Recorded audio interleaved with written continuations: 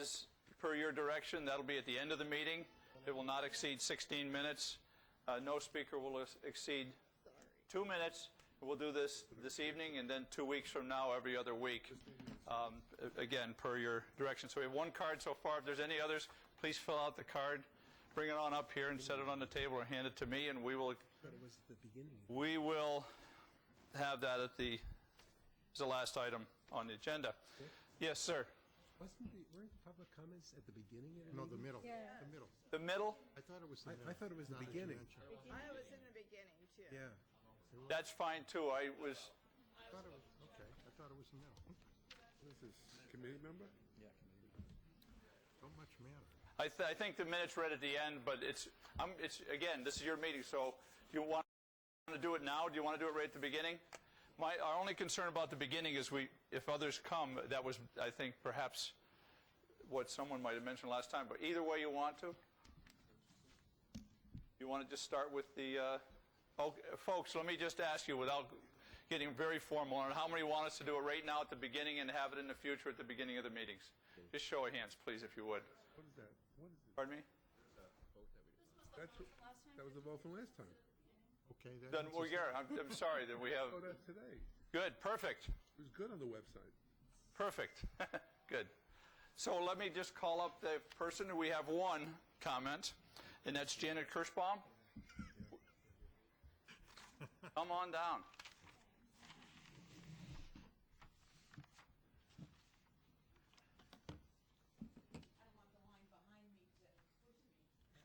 Yeah.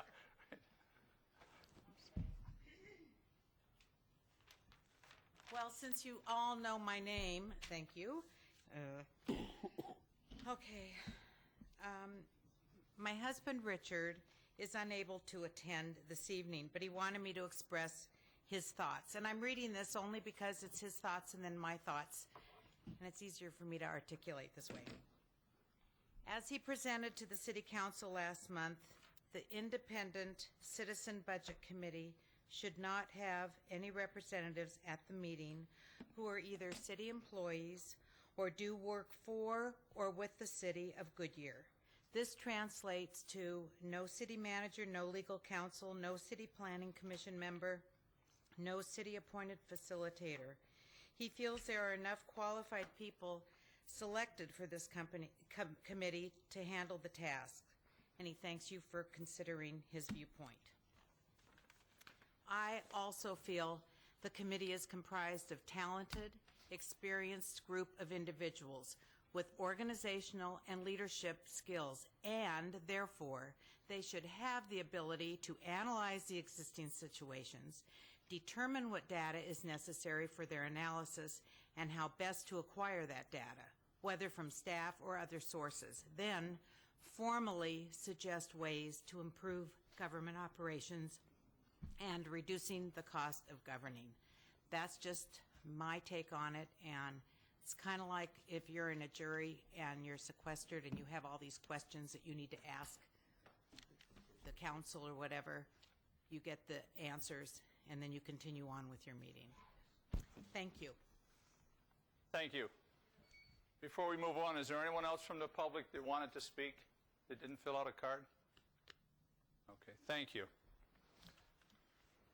I want to just point to the handout that you have today, rather voluminous, and to remind you of some of the things that are in it. There is an updated table of contents. Let's move on to the things that you're particularly interested in, perhaps. One is the following the second yellow sheet are minutes. Those will be the minutes from the last meeting that we'll ask you to approve or comment on in just a moment. If you go past those minutes, you will see the next item are the meeting dates for the Budget Committee. This evening, we have Public Safety, Police and Fire. Next week, Public Works and Revenue Generation.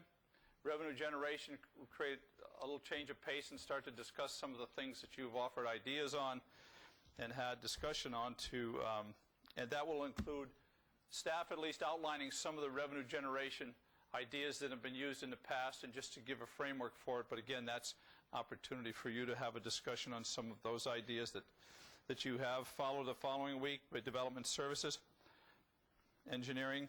Now, you'll notice that we don't have the 17th on there, and the 17th is because this room is occupied, and I think it was Joan that mentioned at the last meeting perhaps we would want to meet on the 17th. If you do, that's quite up to you. So state during this meeting, and we'll find a place for you to meet on the 17th. Then March 3rd and March 10th will round out all of the presentations that are specifically intended to fulfill the information component of your assignment. Any comments or questions from last week remain unaddressed? You'll notice that in the next tab there are Q&A posts. There have been posts, several of them this week. The intent, again, to give you a timely response to your inquiries and shared with all. Yes. Who answers our questions? It all depends on the question. It's referred to staff member who has the most information on that. We try to simplify it and cull it down to something that's not too long. But clearly it's the staff, the experts in the fields to which you've made an inquiry. Do you answer them? Do I personally? I answer some if I have a comment that it seems that I either have the capacity or the knowledge to respond to. But I'm not the expert in Goodyear. And so this is turned over to people who have that kind of data that will be pertinent to your inquiries. Yes, sir. Dick, I do have this is Bill Stipp. I do have a question regarding last week's meeting. Yes, sir. Is this the appropriate time? Yes. Okay. I also missed the meeting. I apologize for that, but I did watch the video. Last week, Jeannie Ruddy mentioned during her presentation, she talked about the compensation program, et Yes. cetera. She had made reference to, at least I'm fairly certain it was her, regarding a reduction in overtime, uniform allowance, holiday pay, et cetera. If I remember correctly, in the newspaper, it was reported that that was not a citywide effort. Is that correct? I'm going to have to turn that over. We'll either have to get information on that, and perhaps we could have it here tonight, or ask if there's a staff member who can answer that specifically. At this point, I'm happy to have us do that. Is there a staff member that can answer that specifically? If not, we'll get that answer back to you, either before the evening's out or on the posted on the website. Okay. Thank you. Yes, sir. Before we move on, I would like to propose that we do meet on the 17th and ask for a vote of the committee. We don't have any, one of the things we talked about not doing that, Marvin, was the fact that there is no video. There's no way to report on meetings. Well, we've had someone propose that. Is there a second for that? I'll say. Okay. And we have a comment that one of the reasons you weren't going to do that was because of the absence of the ability to broadcast. Anybody else want to weigh in on this? Yes, sir. I have a question for the committee. I wanted to find out what committee thinks about, my name is Josh Hong, about what Janet Fishbach made a statement earlier about having a facilitator here, having a city manager. I want to find out from the committee. I think this is important how the direction of this committee is going to turn out. Whether city manager is in control of our meeting or we take a control over our meeting. Can we do these one at a time? Sure. Okay, so hold that for a moment, and we'll finish up, unless you had a comment on did you have a comment on the 17th, Joshua? No. Okay, then any other comments on the 17th? The proposal is to have a meeting on the 17th. Yes, sir. Scott Mikes, I would agree that we meet on the 17th. However, depending on what, as far as being able to record and everything like that, I mean, if that's something that we have to do, then we need to make sure we have the facilities to do that, obviously. So. I think we could still record. I think there would be a record kept that would be consistent with the law as it is now. I think that, you wouldn't broadcast it. Okay, fair enough. It wouldn't be a video, right? Yes, that's correct. Yes, that's correct. My thinking with that, if you're not able to attend the meeting, to those that are absent, having a video recording like this gentleman was able to do, go back and watch the video is critical. I agree. I agree with that. If I can, Sir? having watched the video, if you've not watched one yet, they're really not, watching part of it isn't really that important. You can't see the slides, you can't view the material. We needed the handouts, which we got today, from that material, so I don't know how critical that is to us conducting our business, whether you actually get to see it, or good notes are taken, and you've got the ability to get your hands on the PowerPoint presentations that were made. Yes, sir. Yes, sir. I watched it today for the 3 hours, and I wasn't at last week's. And I didn't watch it for the full 3 hours. I was doing something else. Whenever there was material being presented that I felt I didn't need, I just clicked off. And if I felt I was missing something or they had said something, I thought I'd run it back again. So I prefer the video. If you put it in print, I'm going to be forced to read all of that paper. Yes. I'm not going to read it. Yeah. And I do copy editing. I'm not going to do it. Yes, sir. That's Charles Robdacker, same thing. I couldn't go last week, so I watched the video. Even though I couldn't see the handouts and everything, I got adjusted what was going on, and so I understood the basis of the meeting. So it was important to me, since I couldn't be here, to know what went on. There was Yes, no sir. Video. Yes, sir. Anyone else want to weigh in on this? It's Mike Kiak, I agree. Okay. Well, then let's, yes, sir. It's Greg Hansen. Yes, sir. Aren't all the presentations posted on the website? Yes, well, the presentations in our hard, the PowerPoint or whatever is posted. Yes, Well, the ones for tonight have already been posted. that's correct, but not the presentation or the dialogue that ensues. Where are those posted? I was looking for them, I couldn't find them. Go to one way to do it, go to the city's homepage, pull down on government, Government? look for boards and commissions, slide over to the right, go down to the Citizens Budget Committee, and then there'll be, I believe on the left, I think they're sorted out. If you have trouble, The PowerPoints are there? yes, sir. Okay.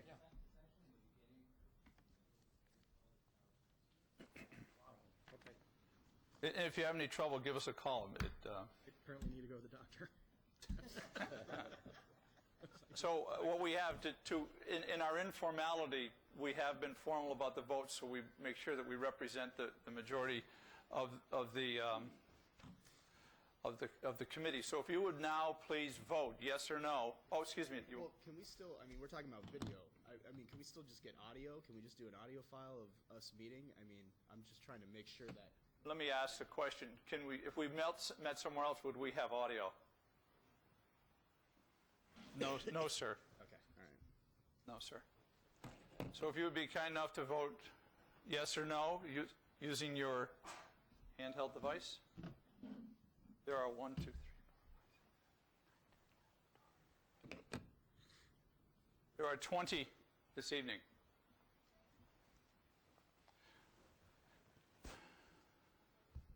Waiting for one more. So if everybody just push a little harder.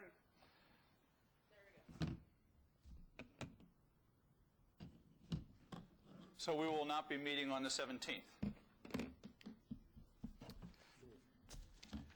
Okay, let's go back to Mr. Hong's comment, and if you would, sir, maybe you want to repeat it since I interrupted you. Sure, I wanted to comment on Miss Janet Fishbach's comment earlier about how feel like this meeting is facilitated and controlled by government.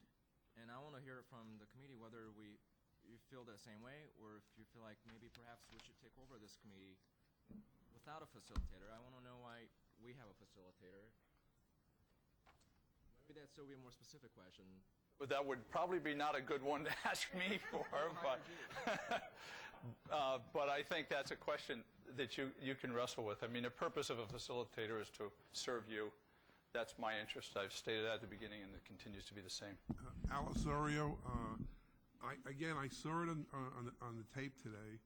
I had no feeling that it was being controlled by anybody. It was a presentation. It was educational, and I don't agree that it was controlled by anybody. The facilitator, the way it's working right now, at the first stages of the first two meetings has been pretty fair. I disagree because we're given an agenda. We were giving what we were going to talk about, what kind of discussion we're going to have. I think that's being directed on how this committee is going to go. I would agree with you if this happens another week. Okay? But when do you think that will be an appropriate time? Because we only have Within the hour, I would say. Yeah, you would know. Yeah. Ask me. One of the things I want to make sure you understand, if any part of the way information is presented, going back to the first day, if you don't want to do it this way, I'm more interested in you getting what you want as a committee than to give you information that's not useful to you. So I assure you that the intention of what's been structured to be presented this evening by Police and Fire is intended to inform. And if you want something different, it is for you to say this process isn't working.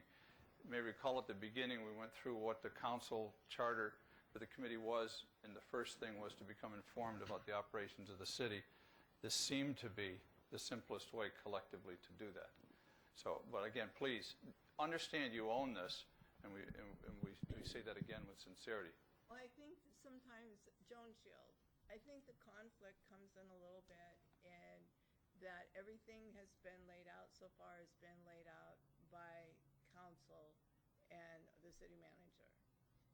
And our mayor got up and spoke to us at the opening meeting, and he said, this is your committee. You are in charge of it. It is up to you to drive the direction of this committee. This is about us. It's about representing the citizens of the city of Goodyear. We are here to help benefit our city and the citizens of our city. And it's not about the city, and it's not about the city manager, and it's not about our mayor. It's about what he said we stood for. It's up to us to drive the direction of how we choose to go. We've got a huge job ahead of us. And only way we can do that is take control of how we get our information. I feel like when I sold my company, they didn't use my auditor. They got independent auditors to come in and get the information. I think maybe we need an independent person, a consultant that can give us our data, because everybody shoving data our direction are interested parties. They have something to win or lose against the information that they give us. I don't know. Were you hired by the city manager? Well, ultimately, I'm hired by the city, and I don't know what process it was. Who interviewed you? Was it city council or was I I'm just. I understand. I am hired to be independent, to serve you, and to remind you over and over again that if it's yours to do with what you will, and I'm here simply to serve a democratic process that I have the highest regard for. Yes, sir. Rain Gray. I think it's evident that the facilitator's done a good job for us as a committee. I mean, we're getting reams of information provided to us as we request it. So I feel like Mr. Bowers is certainly representing our interests as a committee, and anything that we want to, any direction that we'd like to direct the committee, I think so far we've been given that latitude. I agree. This is Barry Hamp. I think we have so much information to go through. I wouldn't, and I think we have different levels of familiarity with city government and things like that. For me, not to have the information that's being presented I would just be sitting here floundering without the information that we've been given. To take control of a committee like this, that's what you hire facilitators to do, so we don't have to. We can focus on the stuff that's being given to us. And I agree with Rain, we were right.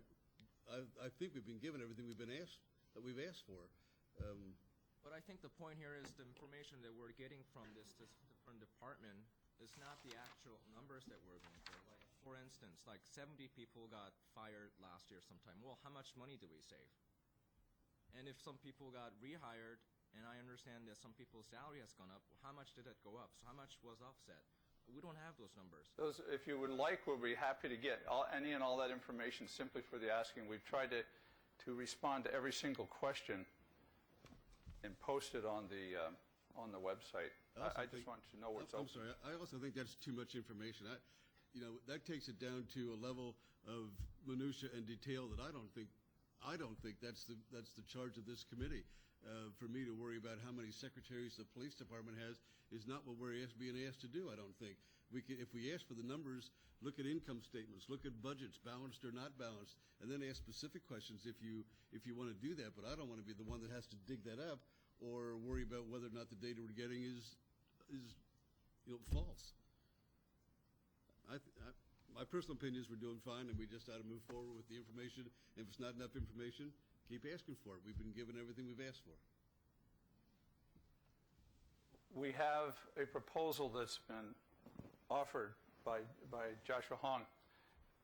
His proposal is that we don't use a facilitator, that you manage, that you become a committee that has independence from the staff, the manager, the council, and self-facilitated. Is that correct, Joshua? Well, I think it's, instead of having a facilitator, we'll have a facilitator that we select as a committee. Okay. So one of us works as a facilitator or volunteer as a facilitator, and we can ask questions and get those answers that we want. I want to see what our committee thinks about that. Well, we'll hold on and find out. Well, but collectively, other than that point, did I state that? Yeah. Okay. So the question is, the broad question is Mr. Hong's statement in general, do you favor or not, okay? Is this phrasing okay? I kind of... No, it's broader than that. It's should the committee be independently make its selections and guide its process. Is that fair? I think, does everybody kind of understand, even if I don't get perfect language, what the question is? So, That was good. okay. Make its own selections, its own choices, and manage itself independently. Dick, before we vote, Sir. I have a question about Yes, sir. that. Is anyone here prepared to do all the work that Dick is being paid to do as a volunteer facilitator? That's why he is here. I don't understand why we would get someone else within the committee here to do all that work. Is anyone qualified to do it as well? I agree with you, Charles. Yeah, Charles Rothacker, same thing. We need someone with directions, and he's been nothing but help. And the city's been nothing but help. And these figures they're giving us is by open public. They can't be giving us false figures. So, and we're only here as an advisement to the city council anyways. We're not going to make decisions for them. So, Sir. Then come here. Yes, sir. Alex Orio, I read that most of the Matrix group study, the 714 pages, and the 200 proposed recommendations, and that looked to me, it was like a snapshot of what was going on in a given year. Now, keeping that in mind, today when I was looking at the video of the various city staff people presenting their departments, a lot of those answers or questions to some of the questions that I had were coming up on their own. So if you read the Matrix and you had some thoughts on that, I think the presentation of the last meeting answered at least one question. And that's what we're here for, to have questions answered. So, I think the facilitator idea we've got now is working. If we might, unless there's anyone else, if you would please, yes or no, in regard to yes, support of the position that was posited, and no, not in support. Go ahead and press. I have a comment. This is Mike Kiak. Oh, I'm sorry, excuse me. Is this really the question we want to ask ourselves, guys? Isn't it simple? Are we satisfied with the current facilitation process we have right now? I mean, if we're dissatisfied, fine. That's a different subject, and we'll discuss what action to go forward.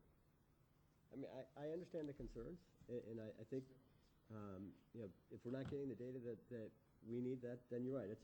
Joshua, it's up to us then to take action, to go do something. But if we're fundamentally satisfied with the way things are going, I'd rather spend time listening to the fire department and the police department talk about what's going on, and just give it a shot. I mean, the comment earlier, let's go for an hour and see how it goes. yes, be here and do what we're doing here instead of arguing about little things like this. If we have, in respect to Mr. Hong, I think I would just suggest that you go through with the voting process so that I don't, or we don't, just push a button and we'll see where we land. And I want to respect his interest. But it's up to you again, folks. That again is your call, not mine. Yes, sir. Here. It should pick you up from a distance. Okay. Marvin Fair. I just wanted to comment.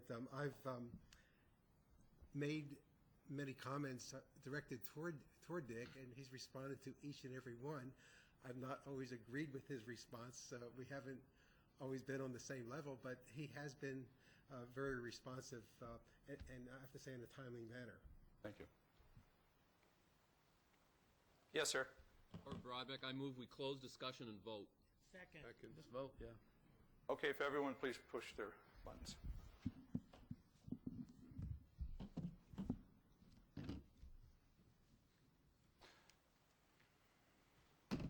Okay, we move on.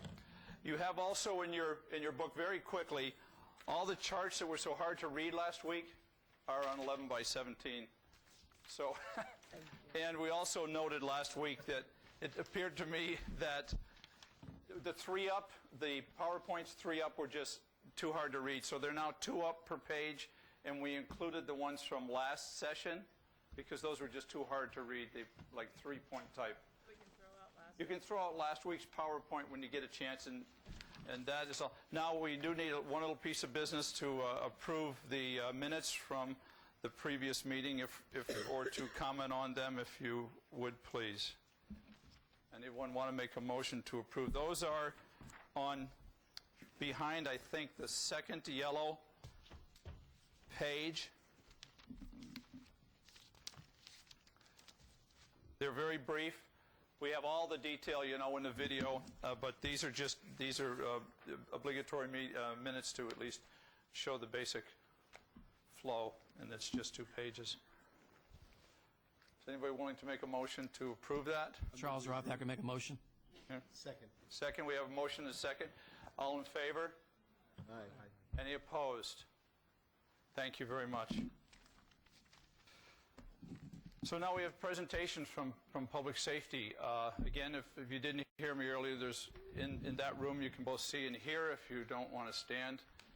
Chief, the podium is yours.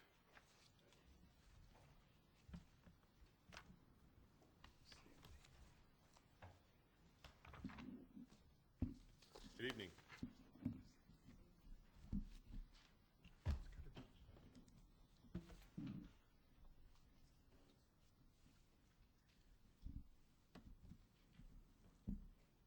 You're not on a time limit. Okay, thank you. Appreciate that. I will be brief.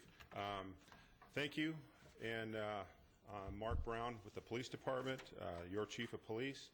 Tonight we're going to talk about basically these things here. We're going to talk about kind of an overview of the department. We're going to look at our mission and vision and kind of what our organization looks like.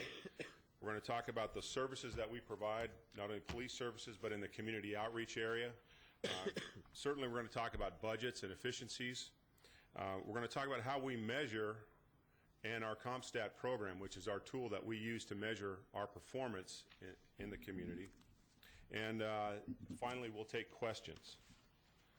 So to start off, introduce myself to those of you that don't know me. Like I said, Mark Brown, my 23rd year in law enforcement. This year will be 24. I've served in really most areas of police work. I kind of consider myself a jack of all trades, master of none in those, but I do have some excellent staff that does help me on a daily basis. I hold a Bachelor of Science degree in Administration of Justice from Arizona State University.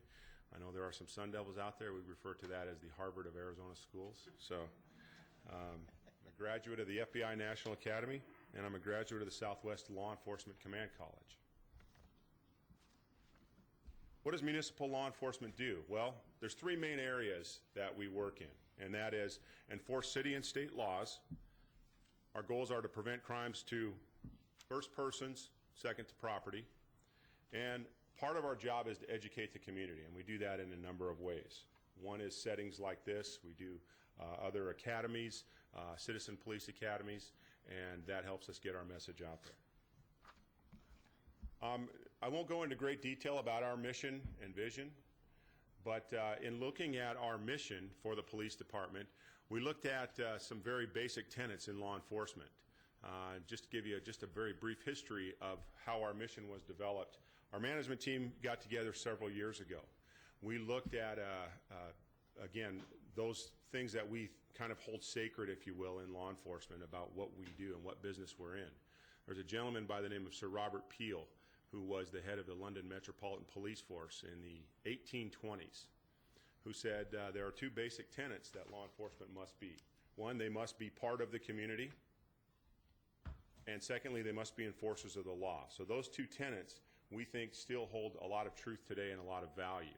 We've incorporated those into our mission statement. Also, Sir Robert Peel is why London cops are called Bobbies. A little bit of trivia you can take with you tonight. But if you remember that about our mission statement, enforcers of the law, part of the community, I think that kind of overrides all of that. So how do we know we're achieving our mission? Well, we look at our strategic plan, our 5-year planning process. That helps us as kind of our guide. Annually, that's updated, and we push it out another 5 years. We look at that plan, and that plan is very good, and it's got all the things combined in it. Then we look at our budget dollars. Where do our budget dollars come in and allow us? What do they allow us to achieve? And a lot of times that flexibility needs to be built into your plan, so you adjust the plan and you make it meet your budget dollars. But we think some things are very important in looking at measurements for our department. Getting to calls very quickly is important to us. Why? Because it's important to our citizens. When they call the police, they expect an officer to get there, especially in those that are what we consider emergency calls and urgent calls. And even sometimes those calls that are just a report-only call or checking on something call, people still expect a level of responsiveness from their police department, and we think that's very important as well. Looking at our officers to deter crime, we know that officers in neighborhoods may not make crime go away completely, but certainly what it does do, and we can show this through data and statistics, and there have been studies in law enforcement going back to the 1950s that say the presence of officers in neighborhoods does displace crime. Now, it may push it out of our city. Sometimes it does that, or it may push it to other parts of our city. But in pushing it out of our city, we kind of consider that a win as well. And looking at just the number of people and the percentages of people we arrest, about 70% of the people we arrest do not live in our city. So if we're pushing that issue out, we do view that as a success. And we want to know that people are happy with our service. When you call the police in Goodyear, you don't have an option of saying, I want Tempe PD, or I want Scottsdale PD, or DPS. You get the Goodyear Police Department. And we want to make sure that whatever type of service you needed from us right then, that it was a professional and timely service. So this is what our organization looks like, and I know that's going to be very hard for you to read because there is a lot of text in there. But basically what we have is we have kind of Office of the Chief, and what we do there is I'll talk about the specific boxes and what they mean. I have two commanders, one over field operations and one over support services. Talk about field services first. That is all of our patrol officers that wear uniforms, that drive marked vehicles, that respond to calls for service, that do traffic stops. That's a 24/7 operation. Secondly, our telecommunications center, our dispatchers. They answer those 911 calls. They answer those non-emergency calls. That is, again, a 24/7 operation. So in looking at what those things do as far as our operations, they are working constantly, 24/7, 365. A lot of call centers for dispatch, they have separate people that answer non-emergency calls. They have separate people that answer the 911 calls. They have separate people that talk to the police officers. Our dispatchers do everything. They answer the non-emergency, they answer the emergency, and they're communicating that directly with our police officers. Looking over in our support services, that includes everything from investigations, code compliance, our administrative support, training, property and evidence, professional standards, our audits and inspections. This is the allocation of staffing that we have. That may look like Office of the Chief has a lot of people there, but let me tell you, they're very effective, very efficient in what we do. That is everything from public information, dealing with media, and we do get a lot of media calls. Our council liaison, our liaison with city management, neighborhood services, that encompasses everything. We have very few people in that office, 3 to be exact, that do all of our neighborhood liaisonship. That's everything from neighborhood watch programs to meeting with our homeowners associations and talking about issues that affect them and how the city and those HOAs interact. It does our budget and analysis, our CompStat program, and we'll talk about that later. Policy and planning. The Chief's Office is responsible for the strategic plan and the operations plan. We look at strategic plan as being that 5-year plan for ourselves on growth and how we're going to improve services. And we look at the operations plan as that 1-year bite of that strategic plan. I hope that makes sense.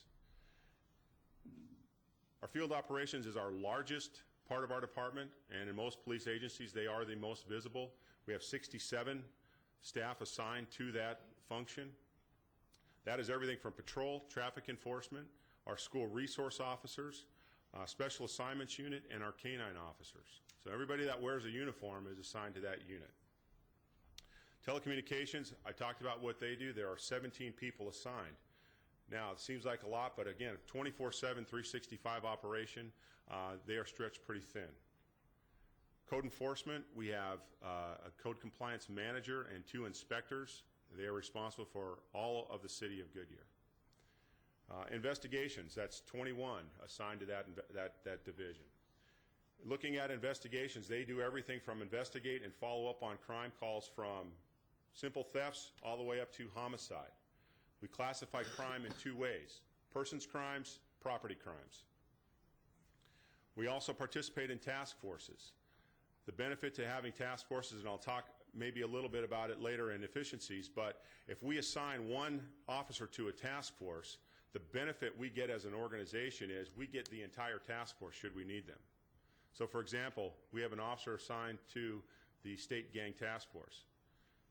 That officer, should we have a gang issue at one of our schools or in one of our neighborhoods, we get the entire task force, and we've had as many as 40 detectives from that unit at our beck and call with literally just one phone call to them. So the task force is huge, and for smaller agencies, it's very important that we do participate in those. Our support services, they take care of all of those administrative type issues that will get you in a lot of trouble if you don't manage them. For example, our records division, public records, the release of those records, property and evidence. We all know some very famous cases where property and evidence has kind of bitten a law enforcement agency and bad guys go free if it's not managed and audited very well. Training and recruitment. We do have mandated training every year for police officers. Volunteers in police service. These are our volunteers. They do an outstanding job for us. We have a terrorism liaison, towing administrator, our professional standards and audits and inspections. Those are our internal affairs people, and they also make sure that we are accounting for everything that we need to be accounting for, and they keep us on the straight and narrow. Our budget in the police department is broke up into basically 4 main areas. What we have is we have police operations, and that includes the bulk of the department. So we have all of those line items within that, and it basically includes Office of the Chief, Field Operations, Investigations, and Support Services. We did break out our telecommunications budget because they have their own unique needs for that, and we did that several years ago, and it's worked very well.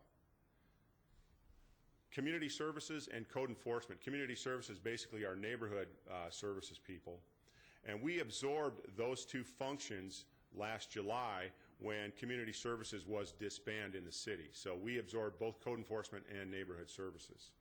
So they maintained their own budget. And we have a program called Towing Administration. Towing Administration is a program that is funded through self-sustaining means. Now how that works, it's a state law that says if someone's driving with a suspended license, that car that they're driving at that time gets towed for 30 days. If they want their car back, they have to come see our tow administrator, and there's a $150 fee that the law allows us to charge. That program, unfortunately, is booming. a lot of people driving with suspended licenses. But that program 100% funds the person, the salary, and all of the equipment necessary for that, so it does not impact general fund.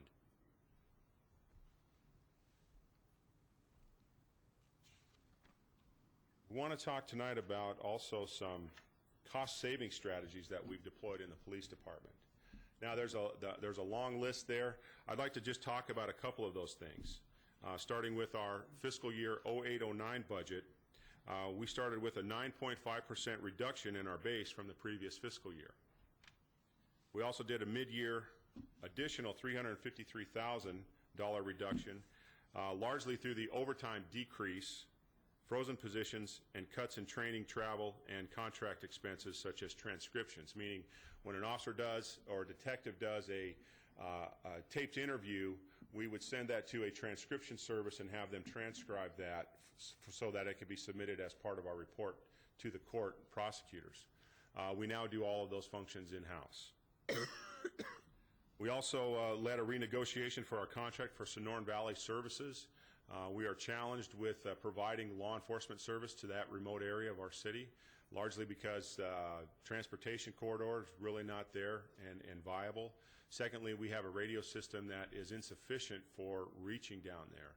So we contracted with the Maricopa County Sheriff's Office for that, and we went from about an $800,000 a year contract down to $156,000 a year contract by looking at what are really the service demands here and needs. And the Sheriff's Office was very good in providing us data and even their opinion as to how much services we need down there. So substantial reduction there. Looking at fiscal year 09-10, we reduced again our base budget by an additional $200,000, absorbing costs increase in maintenance of mobile computers, vehicles, software licenses, and wireless contracts. We allowed for bond acceptance after hours, so that meant we don't have to involve court staff coming in, taking bonds. If someone's arrested on a warrant, we now do that in-house. Officers can do that. Our telecommunications operators help us. We can accept the bonds. They don't have to be booked into jail. We save that $300 booking fee each time, and we're able to collect the bond, and then they go back to court. We use a CompStat management program. It's to provide a review of workloads, crime trends, and it holds managers accountable for the performance of those areas. When you assign crime to specific people for specific geographic areas in the city, crime gets lowered. We also had additional mid-year reductions in operation costs, largely in overtime, and we reduced that amount of about $212,000.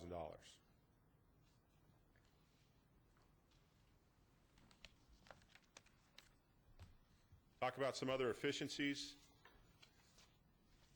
Our VIPS program, or our Volunteers in Police Service. We have roughly 36 volunteers that work regularly for us, and they do a myriad of jobs. That's everything from helping us with administrative work, entering citations, doing those kinds of things. They sit at our front counter so that we don't have to keep pulling staff every time someone comes in the building. They are also in a patrol mode where we have several of them trained. You might see a vehicle out there. It looks like a police car. It's got an amber light bar, and it says volunteers on the side. They do parking enforcement in the city, and that has been a tremendous help with us in at least keeping cars parked correctly in parking lots and in residential areas. Last year in 2009, they donated more than 6,000 hours. That's about 2.9 or 3 full-time employees in just that volunteer. So it's a great efficiency, and they do an excellent job for us.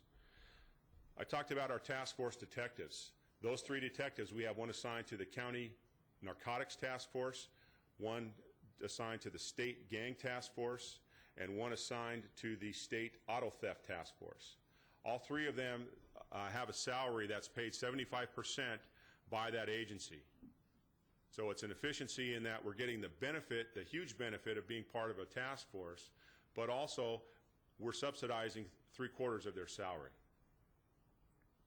We've updated our fleet procedures. In conjunction with the Fleet Services Division, we standardize vehicle procedures so that one car is exactly like another car. We're not customizing cars, we're not doing those things. We're making them all the same and standardizing equipment, standardizing the type of vehicle, all of those things, to include creating a no idling policy. Some of our vehicles need to idle, some don't. And we're making sure that officers understand that that's gasoline, that costs money, that's in those cars, and we're going to be paying attention to those things. We updated our departmental procedures for purchasing and procurement. We saw what the city had as a baseline, we made it stricter. Rather than having multiple people purchasing things, it now funnels into literally 2 people. So every purchase, every request goes through those 2 people before it's procured. We found that putting those tight, restrictive measures in place was a huge help in just controlling our costs. Lastly, our in-house training programs was implemented, and we're doing more in-house training. We've got some very talented trainers in our department, and we're tapping into their skills more often. It does mean that we're short sometimes in patrol or wherever they have to come from, but we're getting some very quality training in-house at a much reduced cost. Talk about just police services now, a little more in depth about all of those, that org chart, if you will. Patrol and traffic enforcement, again, 24/7, 365. These are the people that respond to calls for service to include emergencies, to life and property, to other enforcement issues, and even down to quality of life issues. And what is quality of life? Well, we kind of have identified that and defined that as those crimes which may or may not necessarily be a criminal act, but a lot of times they require police intervention. For example, you see a vehicle parked in front of your house, you don't know whose vehicle it is, or it might be parked in front of a neighbor's house, and you know your neighbors are out of town. Our officers, we like to get those calls. We'd rather go by, run a plate, see if there's anything wrong with the registration, see if it's stolen, see if it's out of place. But now we've made a permanent record that we've identified that vehicle in that area. And we might not have to do anything. The officer might not even have to get out of his or her vehicle. But at least we know that that vehicle has been accounted for now. So those are we view as a kind of a quality of life. No criminal act, no criminal conduct, but it's something that we need to know about that may be beneficial to us later. They also respond to calls that range from largely single officer responses to even a more occurring entire department goes to those calls for service.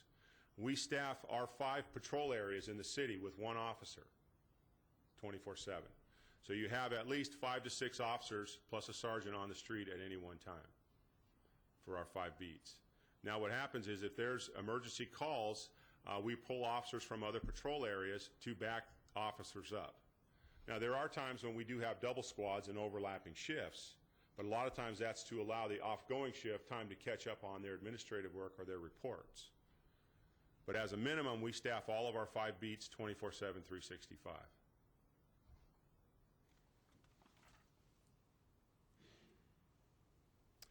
Our investigations division, again, they follow up on all cases, and they have jurisdiction over anything that involves persons and property.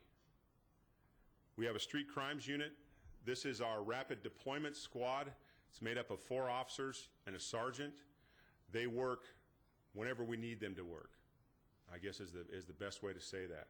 We can put them at day shift on the weekends. We can put them weekdays at nights. We have great flexibility with this group. They're not bound by the radio in looking for or answering calls for service.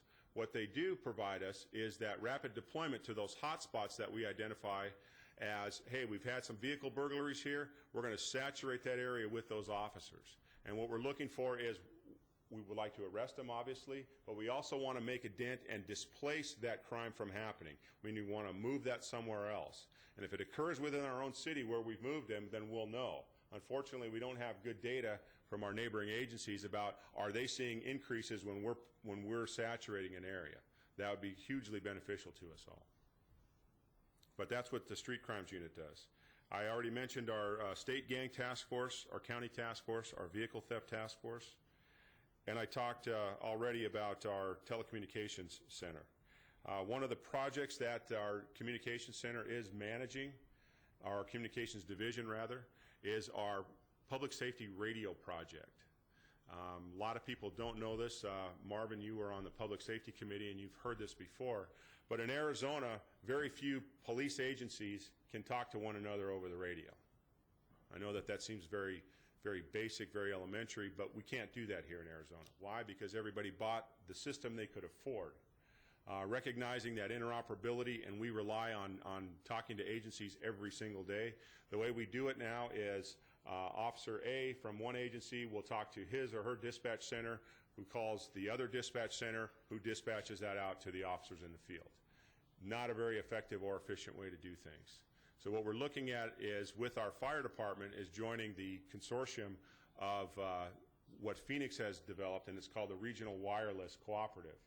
We are creating a true interoperable system where we can plug on and talk directly to the cars. Our officers can talk to an officer in any other city that's part of this consortium. So we're moving towards true interoperability, and that's managed in-house by our communications division. Support services. This again is they get everything that no one else wants, or those jobs that come up and those new mandates. They take care of it for us, and they do a very good job of that. We look at mandated retention and dissemination of our police records. We release in a week in excess of 250 police records. That's an average every single week, 250 records. They do our mandated storage and disposition of property and evidence. Again, property and evidence is absolutely crucial to successful prosecution of cases. They oversee our supervision and accountability, such as internal affairs, discipline, professional standards, audits and inspections, and any mandated in-house training.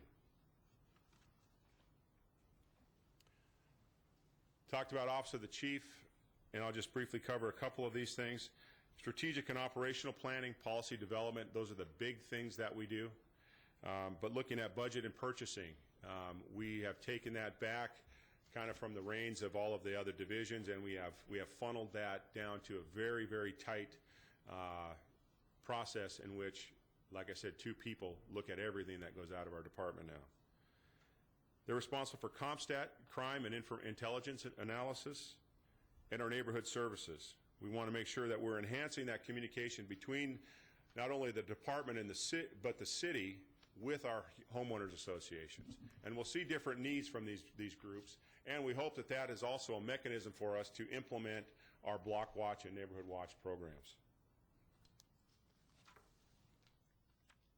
Code enforcement or code compliance. They enforce all of the adopted city codes to include inspections, data entry, and all research. Our school resource officers. We currently have 6 officers and a sergeant assigned to our 16 schools in Goodyear. A lot of people don't know we have that many schools in Goodyear. About 15,000 students in school during the week in our city. That's a sizable population to provide a service to. 3 of those are high schools that are hovering, 2 are more than 2,000 in population, and 1 down in Estrella Foothills High School, I think they're just about 1,700 or 1,800 in population. The high schools we're finding require a full-time school resource officer there, just by virtue of the calls for service. So the remainder of those 4 officers cover all of our elementary and middle schools for services. And they answer all calls for service. They work with detectives on cases that are going to require investigations, intervention, and they are, again, our liaison with the school districts. And we have 5 school districts in our city as well. So it's not that we're just working with 1 superintendent, 1 set of principals, 1 school board. We have 5 here in Goodyear.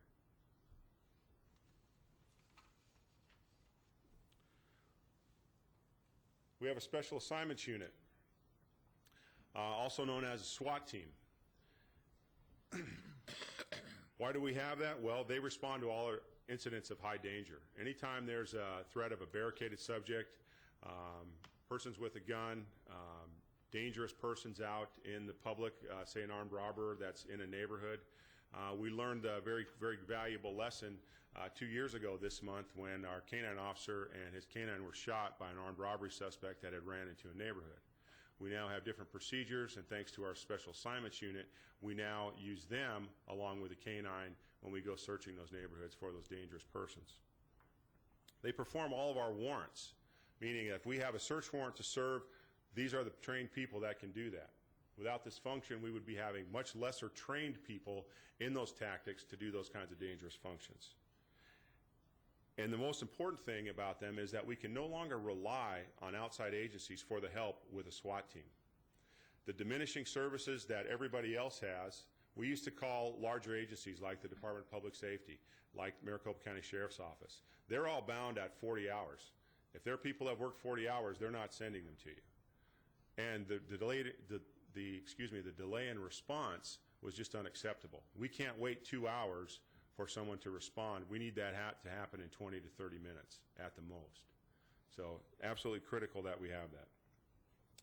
I'd like to talk just again briefly about our crisis services unit. This is a unit of one person right now. This person makes sure that all of our victims and our people in need are taken care of. It's a resource for our patrol. They help in transporting children. They work with Child Protective Services and make sure that we're in compliance with the mandated victims' rights laws in Arizona by making sure all victims are taken care of. We just recently got a grant called the Stop Violence Grant. It's from the Governor's Office of Children and Families, and we will be hiring a part-time victim advocate to help our other part-time crisis services coordinator continue out those functions. So let's talk about measurement. How do we look at measurement, and how do we know what we're trying to do? Well, CompStat has 4 basic principles. Accurate and timely intelligence. So what we do is we look at this every 30 days. We have a meeting much like you're sitting in this room with all of our staff, all of those people accountable, and we look at crime, how it's occurred, what happened over the last 30 days, and what is the new plan for this 30 days. And we have specific people. We have lieutenants in charge of geographic areas of the city. And we look at those crimes, and they better know in great detail about what happened there and what is their plan for the next 30 days. We want to have effective tactics, meaning we want to make certain that we're doing things correctly in order to address those hot spots in that crime. Rapid deployment of resources. I talked about our street crimes unit. That is our one and only function for rapid deployment to hotspots. And it also involves relentless follow-up and assessment. If your performance appraisal was contingent upon crime being lowered in your area, it would be relentless. And that's what we feel is important. Some benefits to CompStat: low cost to implement. It's a program we've been wanting to do for a long time, but we lack the management structures. So 2 years ago, we were able to implement this program. But it uses our existing staff and our existing beat structure. We've had to change nothing. It formalizes our management structures and authorities. It improves one of the benefits we saw right away when we've got everybody sitting at the table like this and we're talking about crime areas. Communication becomes very good. It makes everyone accountable for crime, down to the police officer on the street for the area that they're assigned. And it reduces crime. And we know that because it is, we've just experienced our lowest crime rate in the last 5 years, and it's decreased since 2005 by a total of 33%. That includes a 23% decrease in violent crime and a 33.4% decrease in property crime. So that also speaks very well of the management team that we have in looking at those resources and making certain that we're addressing crime. And again, by looking at it every 30 days and making sure that there are specific people accountable goes very far in helping us accomplish that. So looking at our 2009 review, workload indicators, again, an excellent resource allocation and management of our patrol, investigations, and our telecommunications staff. It assists staff in determining when data is below or above average. We can ask that tough question. Why is it this way? Why did it go lower? Why is it higher? And people need to be ready and answer that question and give us a plan for the next 30 days, knowing that in another 30 days we're going to evaluate that plan and their success of that. We know that in patrol there's a strong correlation between patrol resource allocation and, I mentioned before, crime displacement and disruption. Looking at just some of the things that we measure, this slide shows our calls for service. In 2009, we averaged per month 7,499 calls for service. Looking at the previous year in '08, we only hit 7,000 one time, and that was in September. And then looking right into January, we had a month where we hit 9,000 plus calls for service. So think again about those 5 to 6 officers covering those beats 24/7, 365, and then trying to be the manager who manages those resources and says, you need to be in the neighborhoods. And that's really tough when you're going call to call. So we're making certain that we have the right time of day, the right number of people, right day of week for all of those resource allocations to be out there. But you can see our calls for service has gone up exponentially in some areas.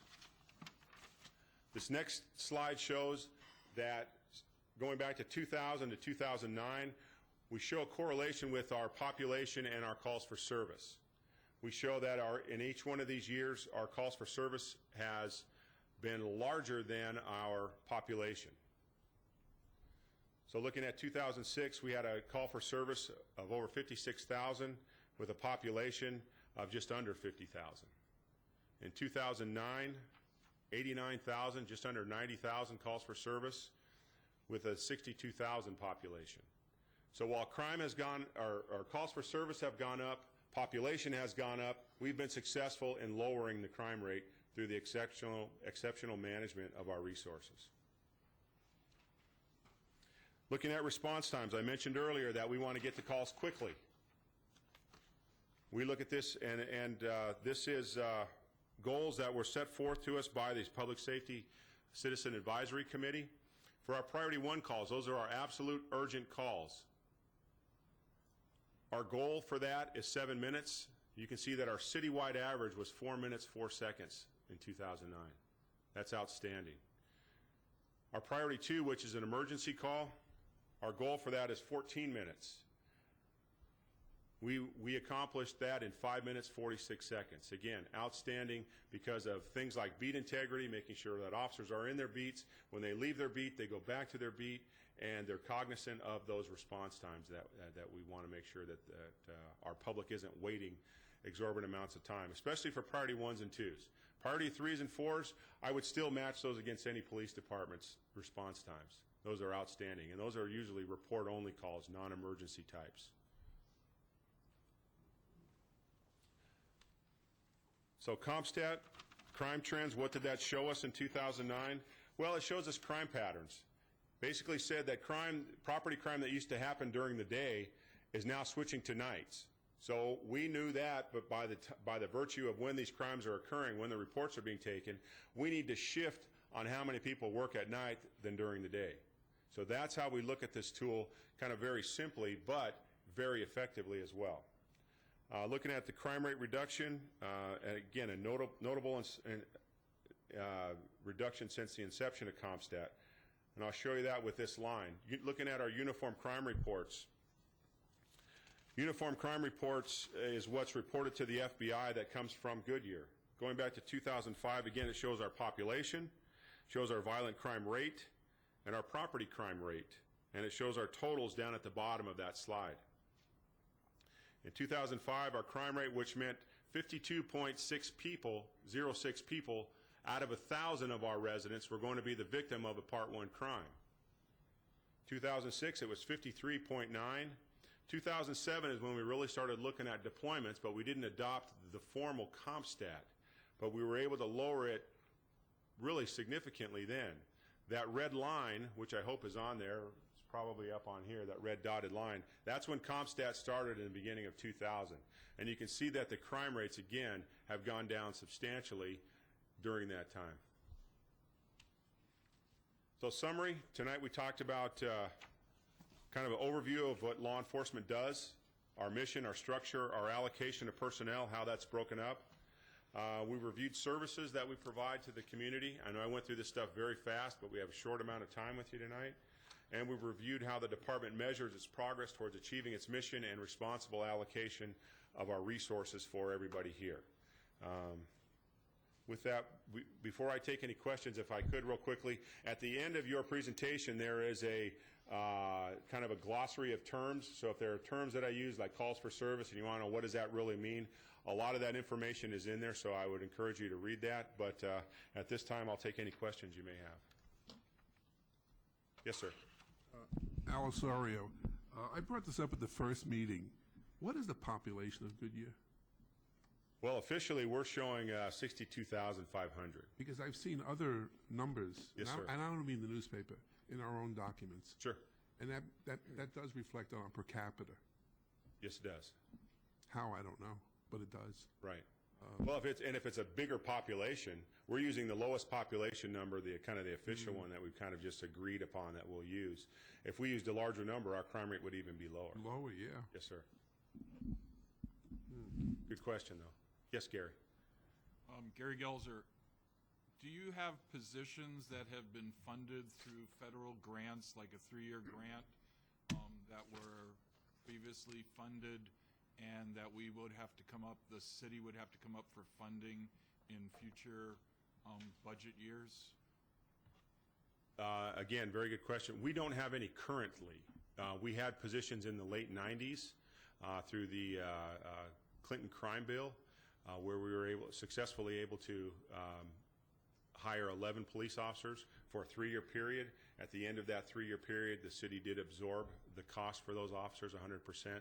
So we still have those positions on our department, but we don't have any current federal grants where we're going to be looking at that sunsetting. Second follow-up question. How many open patrol officer positions do you have at this point in time, and are you taking applications? Or We are not hiring right now. We have 2 frozen police officer positions right now. Yes. Marvin Fair, with regard to the school resource officers, what portion of the expense do the school districts contribute? They contribute 0. That is a 100% city-funded program. The reason I ask that is I've worked for many school districts. This was in California. And the school districts, in every single case, contributed 50% of the cost of a resource officer. If you were to negotiate that with the school districts, that might help save some money. It may. Here's one of the issues with this right now is we've got 5 districts and working with 5 separate school boards, knowing their capacity to pay and their ability to pay for some of these districts is not as great as others. So we'd be looking at diminished services for those. Our goal with that and in funding is it's a couple things. One is it's a control issue, meaning we decide how many officers are part of that program. We decide during the summers when they're not in school how we deploy those resources. So we have that personal control over that. Again, we've looked for grants to help pay for some school resource officers with the districts. And at the time, there were only seed money grants, meaning it would help you start a program. So if you even had 1 school resource officer, you wouldn't get anything for those. So we have looked at that, and right now, it really helps us in what we need to do because we need officers to answer those calls for service. If we didn't have those school resource officers, that would even be more impactful on our patrol officers answering those calls for service at the school while the school had them maybe teaching in a class or something. So we at least have that control and that we decide how that resource is deployed. I hope that's not too much of an answer, but I felt it merited that. So. Sure. Bill? That's my question.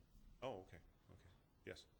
Al Osorio, from what I understand, if the school district were to pay for that cruiser, that unit there, we would lose some flexibility. Is that correct? We would lose some flexibility, yes, sir. And if they're needed somewhere else. Correct. That's what I was told. Yeah.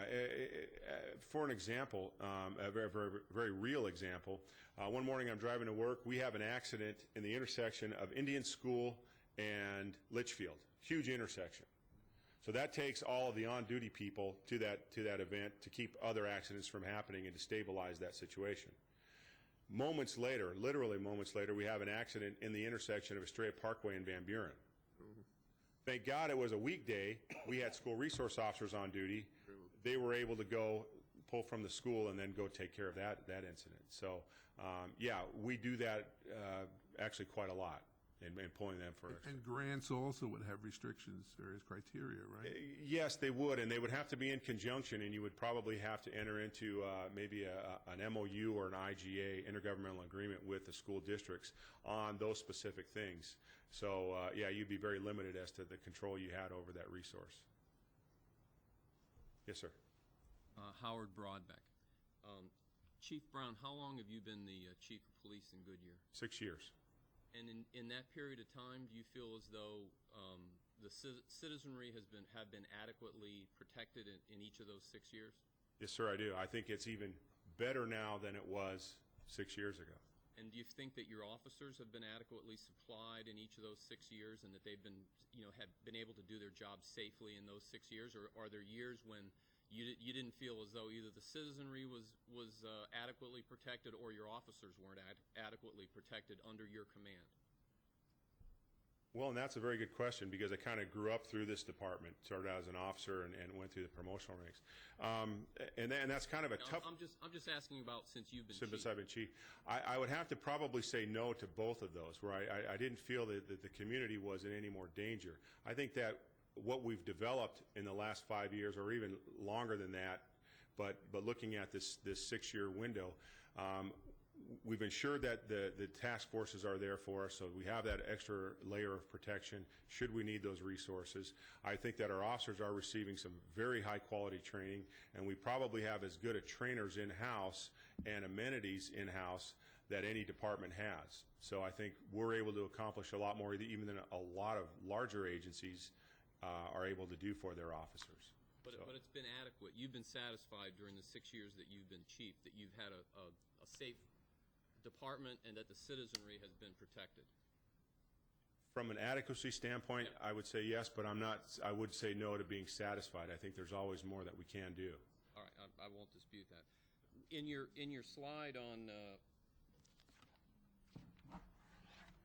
I guess it's on page 11 of our book, the calls for service, annual comparison. Why do you suppose the calls for service have gone up by 50% when the population has only gone up by 20%? What do you think has caused that? Because in looking at what I talked about earlier, when we've got officers in neighborhoods and they're assigned to those neighborhoods to do everything in those neighborhoods, we look at the element of calls for service because they can come in through 911, telephone, or be officer on viewed, meaning an officer initiates some type of call, because people can be arrested by those and often are. We think we've got a significant increase in those calls for service by deploying our street crimes unit, and we've increased those calls for service by by what we call beat integrity, assigning those officers for a year to those patrol areas so they know every rock that's there and who should and should not be in those neighborhoods. And so basically you're saying their presence, which wasn't there previously, has caused the calls for service to go up at a higher rate than the population? It's not all presence, but that's I think you're on track. It's not all their presence. I think that a lot of it has to do with us talking about and providing them with, here's what happened in your patrol area the last 30 days. How are you going to fix that? We've included them in the problem solving and the crime reduction strategies. Do they initiate calls for service? They can, absolutely. If an officer, for example, stops someone and they've got a warrant, that is an officer-initiated activity that results in an arrest. Could be as simple as that. They could catch a burglar in progress, but by being on the main streets driving around, they're not going to catch those things. So an officer can initiate those calls for service. Okay. Then, as a follow-up to that, your calls for service being one measure of the work that the police force does. Yes, sir. In the CFAR, which is the financial review of the city, your actual number of see if I get this correct here, I don't want to misstate it. Your actual number of violations and arrests since 2006 is up 8%, according to the city document. Right. At the same time, your expenses are up 67%, and your number of employees are up 41%. Is there some reason why there's no correlation between the number of calls for service and the number of violations and arrests that have occurred, or what am I missing? Is what I'm trying to get at. Well, and you know, and I understand the question, but it's probably more than I can answer right here, standing here tonight. I think what we have to look at is a lot of the variables there. Did we add other positions to other functions? Like, do we have more detectives now that are following up on cases that were originated in patrol? Yes, we have. We've increased that substantially over there. Why? Because we had backlogs of cases not being worked and submitted to the court. So those kinds of things have impacted that. So we've had to add people in other positions, not just to the patrol force. And I didn't expect it, just like last week, we didn't expect anyone to come here and say, I'm spending a whole lot more money than I should be, and I have lots of money to give you back. But basically, that's what this committee is about. So I'm not Understood. I'm not trying to challenge you. I'm just trying to understand better. Oh, no, I understand. And again, that's why I started out with the question of, if we were being adequately protected in 2006, and the expenses were 67% less than they are now. What has structurally or technically changed in the city of Goodyear between that time period? Because it's from 2006 until now where our expenses have just skyrocketed. But I don't understand, by looking at all this data, what work has actually happened that in the city that's caused that to go up by that much. And now we're coming into a period where our revenues are getting much closer to the 2006 area. And in your particular case, I'm just focusing on the arrests and violations. Sure. Those numbers really haven't gone up by much. Correct. Well, if you look at it proportionately, though, I believe they have. I don't know. All I have is the data that they've given us. Oh, and the financial guy reports, how many violations and how many arrests in 06, and how many in 09, and those numbers are. I can give you the exact numbers, but it's an 8% difference. There were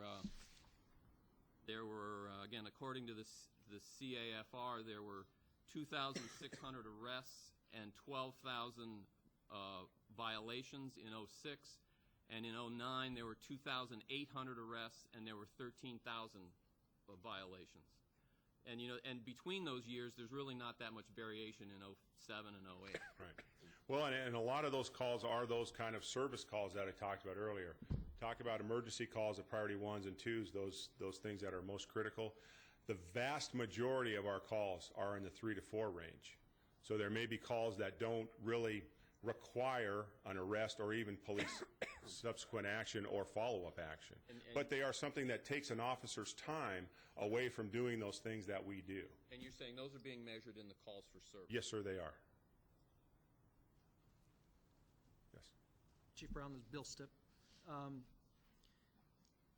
Kind of piggybacking on where Howard was going with that, if we've had an increase in population since 06, but our crime rate has remained fairly flat, that would be an indication of good police work, would it not?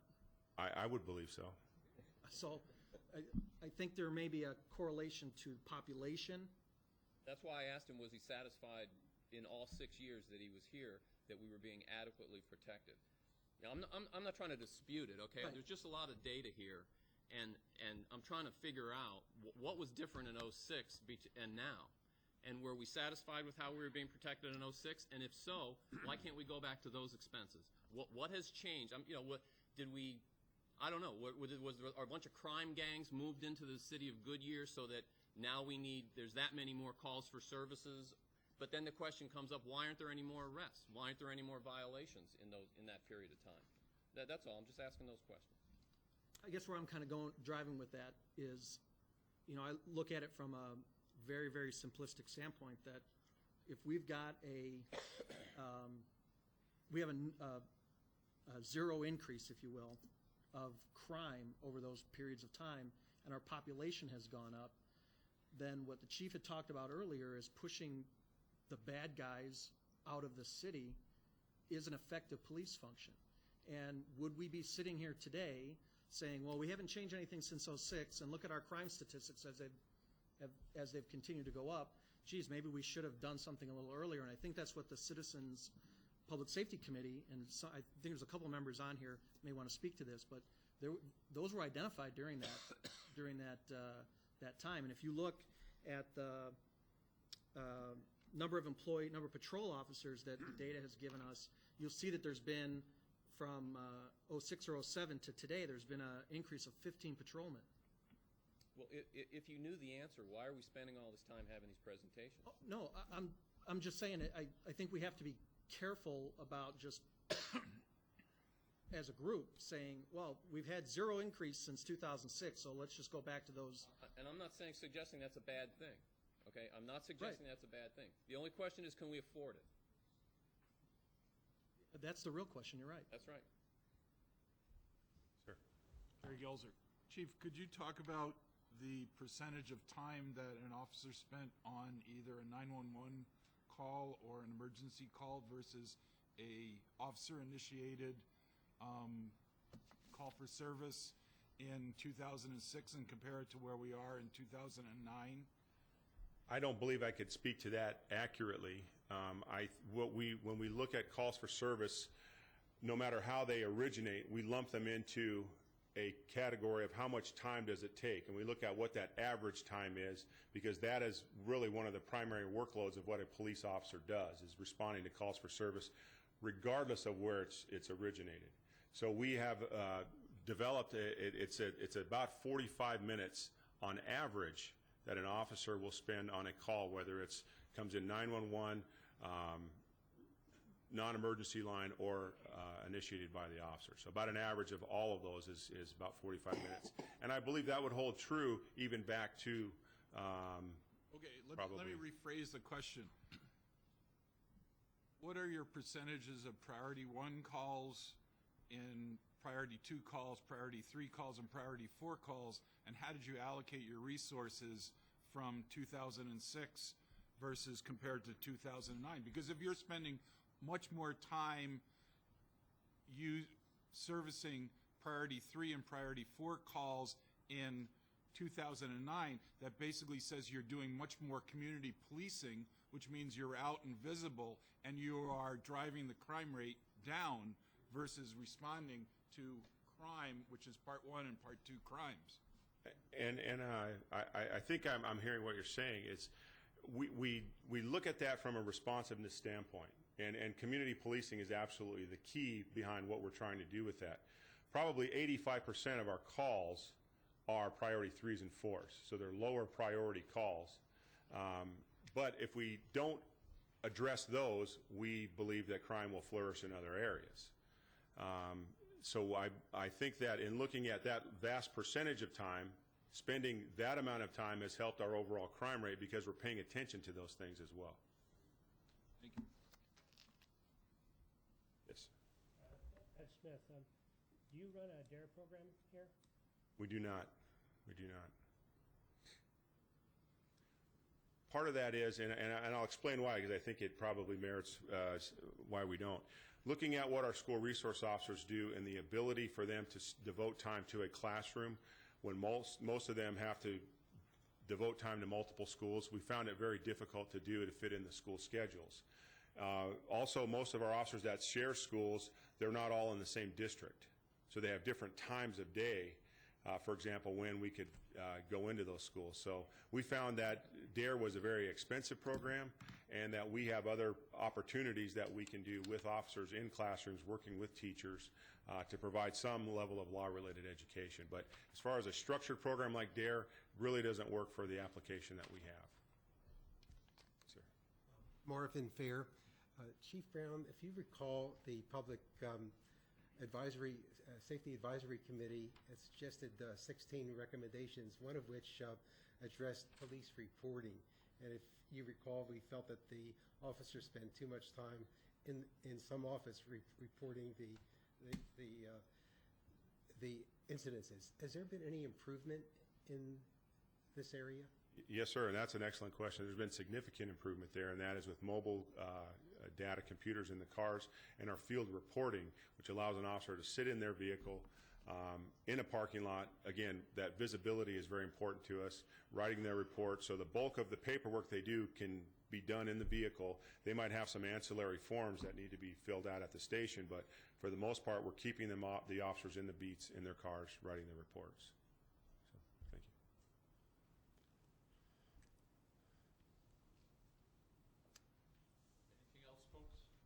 I've got a few questions. This is Mike Kiak. there's population data used numerous times through your presentation, Chief. Where do you get your population data from? Is that someone else in the city provides that to you, or where does that come from? Yes, sir. Someone else in the city does, from community development. They provide that to us. Okay. Relative to comparison to other cities, crime statistics, your department compared to other cities, do you have any data, or have you done any analysis of how your city, how your force compares to other cities in the area? I think that looking at us from a region, meaning kind of the West Valley, I think we're an extremely safe city. But it's not always a fair comparison to say one jurisdiction over another. Certainly, I think some of the programs that we do, no one else is doing. And I think that when you look at a community, you look at how much commercial retail space is there, because those tend to attract more criminal element. I mean, if you steal cars, where are you going to go? You're going to go to parking lots. So those kinds of amenities. So you look at those kinds of things, and it's not always a fair comparison because one city may be overrepresented with those over another. So it's not always a fair way to do it. So, but good question, though. One other question I had for you is, in your presentation material, you had, on page 5, cost-saving strategies deployed. Maybe this may not be a fair question, but you seem to have done a great job relative to looking and coming up with ways to save money in the previous fiscal years. Do you have a recommendation of possible things that for next year that might be worth looking at?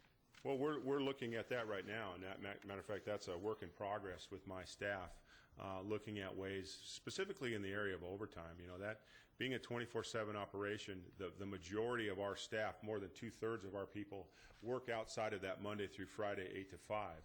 Well, when do they go to court? Well, they go to court, you know, in their middle of the night for some of them. So we're trying to address those kinds of things. So when we're looking at adjusting officers out, so if they've incurred some overtime, rather than putting them back in shift where they're in a 20-hour day or 24-hour day, they're up, you know, 18 to 20 hours. That's not safe. So we're looking at just as a cost savings as well. Can we adjust them out later on in the week, maybe on a double squad day? So we're looking at those kinds of issues. But overtime seems to be one area that we do have some significant control over, but that we have to probably make some more directed cuts to.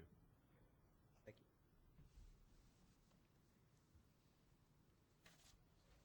Thank you, Chief. Okay. If I might, I heard two things I want to make sure that I understand that call for additional information back to you.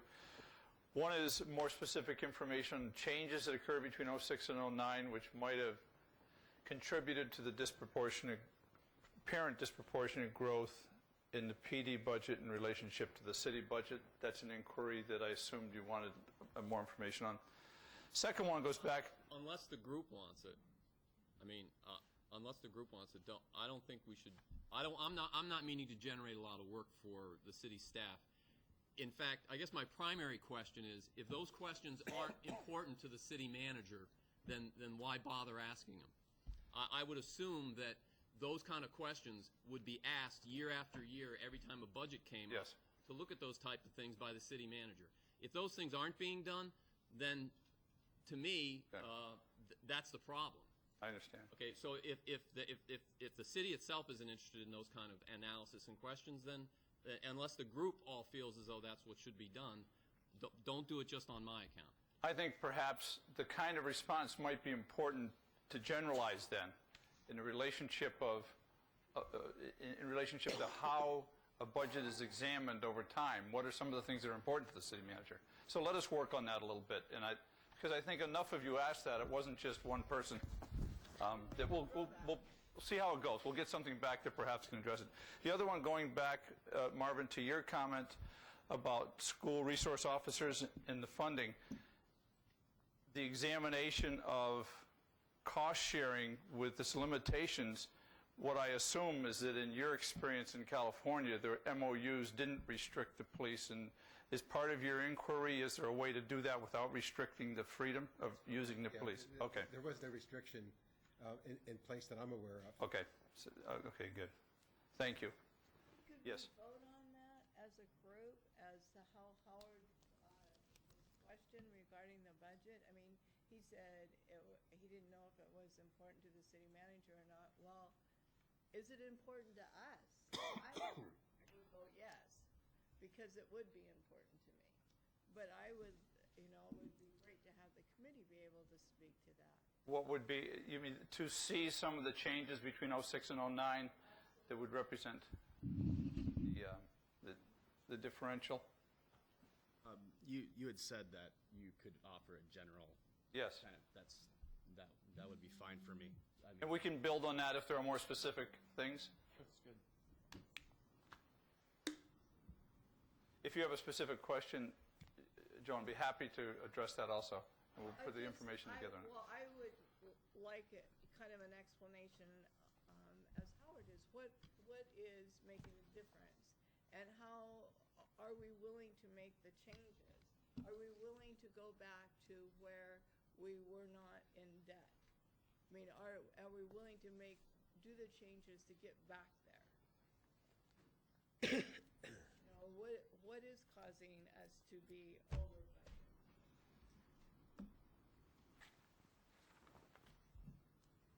We'll put something together, see if it touches on some of these, recognize in some of your earlier discussions, and you'll get back to stadium and some of the large capital items at I think 2 meetings down the road.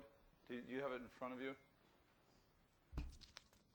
The 10th. Okay, we're specifically looking at the stadium, which is a major component of that debt relationship. May I turn it over to the fire chief, please?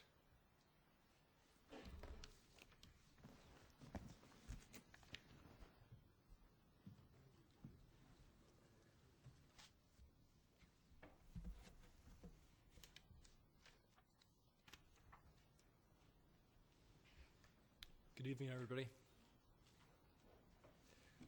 All right, tonight I'm going to go over the fire department, an overview of the fire department. My name is Paul Louisi. I'm the interim fire chief. A little bit about my background. Spent about 18 and a half years back in Massachusetts working in public safety, mostly EMS and also in fire agencies. 11 of those were in the fire service, rising up through the ranks from firefighter up to frontline supervisor. 2005, I actually left the fire service, was recruited for a hospital-based system as an EMS director for a non-for-profit hospital in New Hampshire. Spent about 2 years there before I came to work for Goodyear. In 2007, I worked as a battalion chief, as the EMS battalion chief, and then was switched out to the C-shift battalion chief for a short time. And then in 2008, I was promoted to the deputy chief of operations, and then in July of 2009, to the interim fire chief. My background for education, I have a bachelor's degree in public administration from Roger Williams University in Rhode Island, and I'm also halfway through pursuing an MBA through Franklin Pierce University. Tonight we're going to look at the overview and our mission of our fire department, what we do, and also some of the efficiencies that we've created. The mission of the Goodyear Fire Department is to preserve lives and property in our community by providing services directed at the prevention and control of fires, accidents, and other emergencies, while maintaining the highest standard of professionalism, efficiency, and effectiveness. What's important about our mission statement is, as we tie this through our entire organization, I want you to remember that each piece ties back to our mission statement, so we are very mission-focused. Here's an overview of our organizational chart, high level.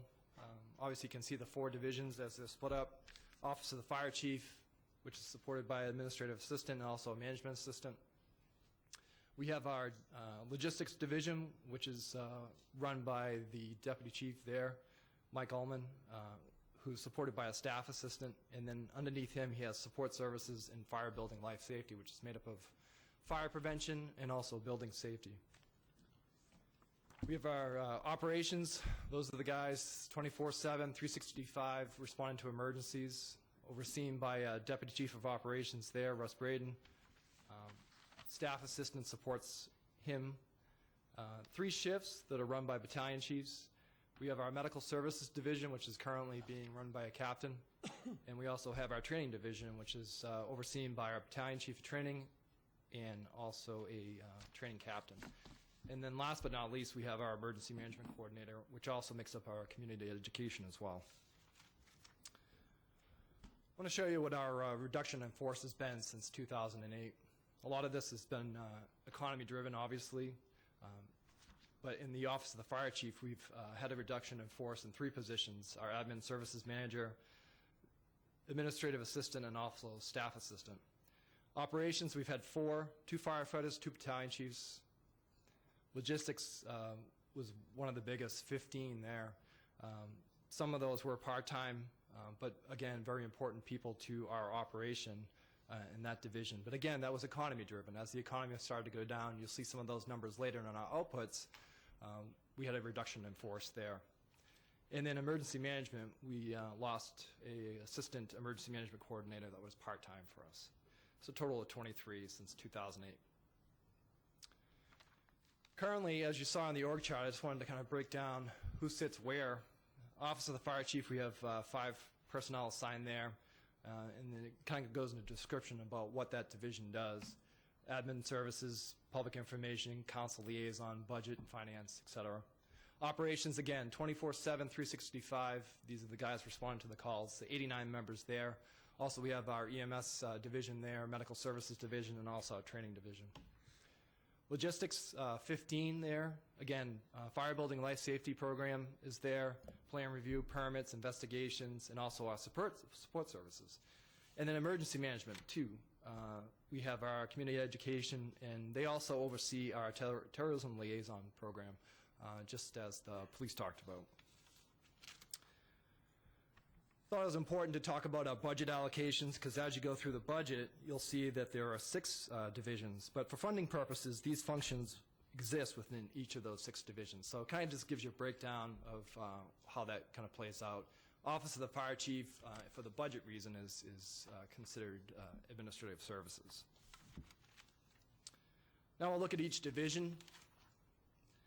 The Office of the Fire Chief, some of the main functions that we do here: management and oversight of an all-hazards emergency response department. Ensure that all employees adhere to the highest standard of professionalism, efficiency, and effectiveness. Again, kind of tying back to our mission statement. Management of budget and department finances. Provide customer service to internal and external customers. And also develop and cultivate relationships, not only statewide, regional, but also citywide. Some of the things they do behind the scenes, kind of the backbone of what we do in the department. They answer all incoming calls for us into the fire department, business related, payroll, greeting customers, grant management, IGA management. Also, strategic and operational planning is done in this division. Policy development, and of course, labor management relationships is cultivated here as well. We'll look at some of the outputs that we had just for last year. Records requests, we had over 90 records requests that came in through the Office of the Fire Chief. Payroll, the staff assistants up front, 2 of them will do 111 timesheets every 2 weeks. Records management, it's 4,200 records that we processed last year through this division. 400 files that have to be maintained by state retention schedules.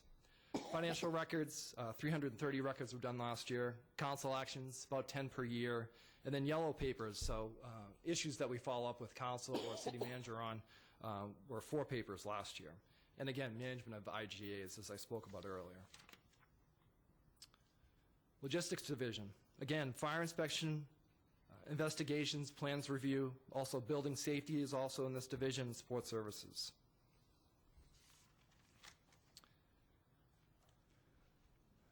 We have a very progressive fire and building code in the city of Goodyear. Engineering, education, and enforcement. Now, most of our contractors will probably say we spend too much time in enforcement, but we really feel strongly that that's what keeps not only the citizens safe, but also our firefighters safe. We also created an efficiency here, combining 2 departments in late 2008, in December, which actually immediately increased the level of safety and services to our citizens and firefighters. We combined the building safety division from community development and also our fire prevention division into the fire building life safety. Additionally, now these plans examiners that sit in both fire and also building, and the inspectors, again both building and fire, are able to work more closely together, and this reduces wasted time in the field. So we reduce the amount of questions and concerns that come from the contractors. We're able to address those immediately. Look at some of their outputs for types of plans that we review. Development plans such as site and subdivision plats, construction plans such as sprinklers, alarm, kitchen hoods, infrastructure plans, and also residential and commercial plans. And as you can see, these numbers gradually decreased. These numbers are tied directly to the economy. Again, we had that reduction in force in 2009 that corresponded to the economic downturn. Annual and business inspections, again, a number that went up, a little bit different than the previous slide. Fire prevention had a reduction in force in 2009. So what that forced, or what was left behind, is still these inspections that had to be done.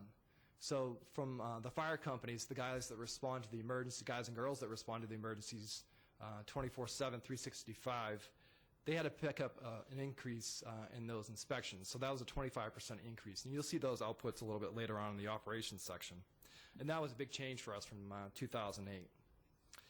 But again, what that tells me from these numbers is that people are still coming to Goodyear, business is still coming there, and we need to inspect them. So that's why that number is up.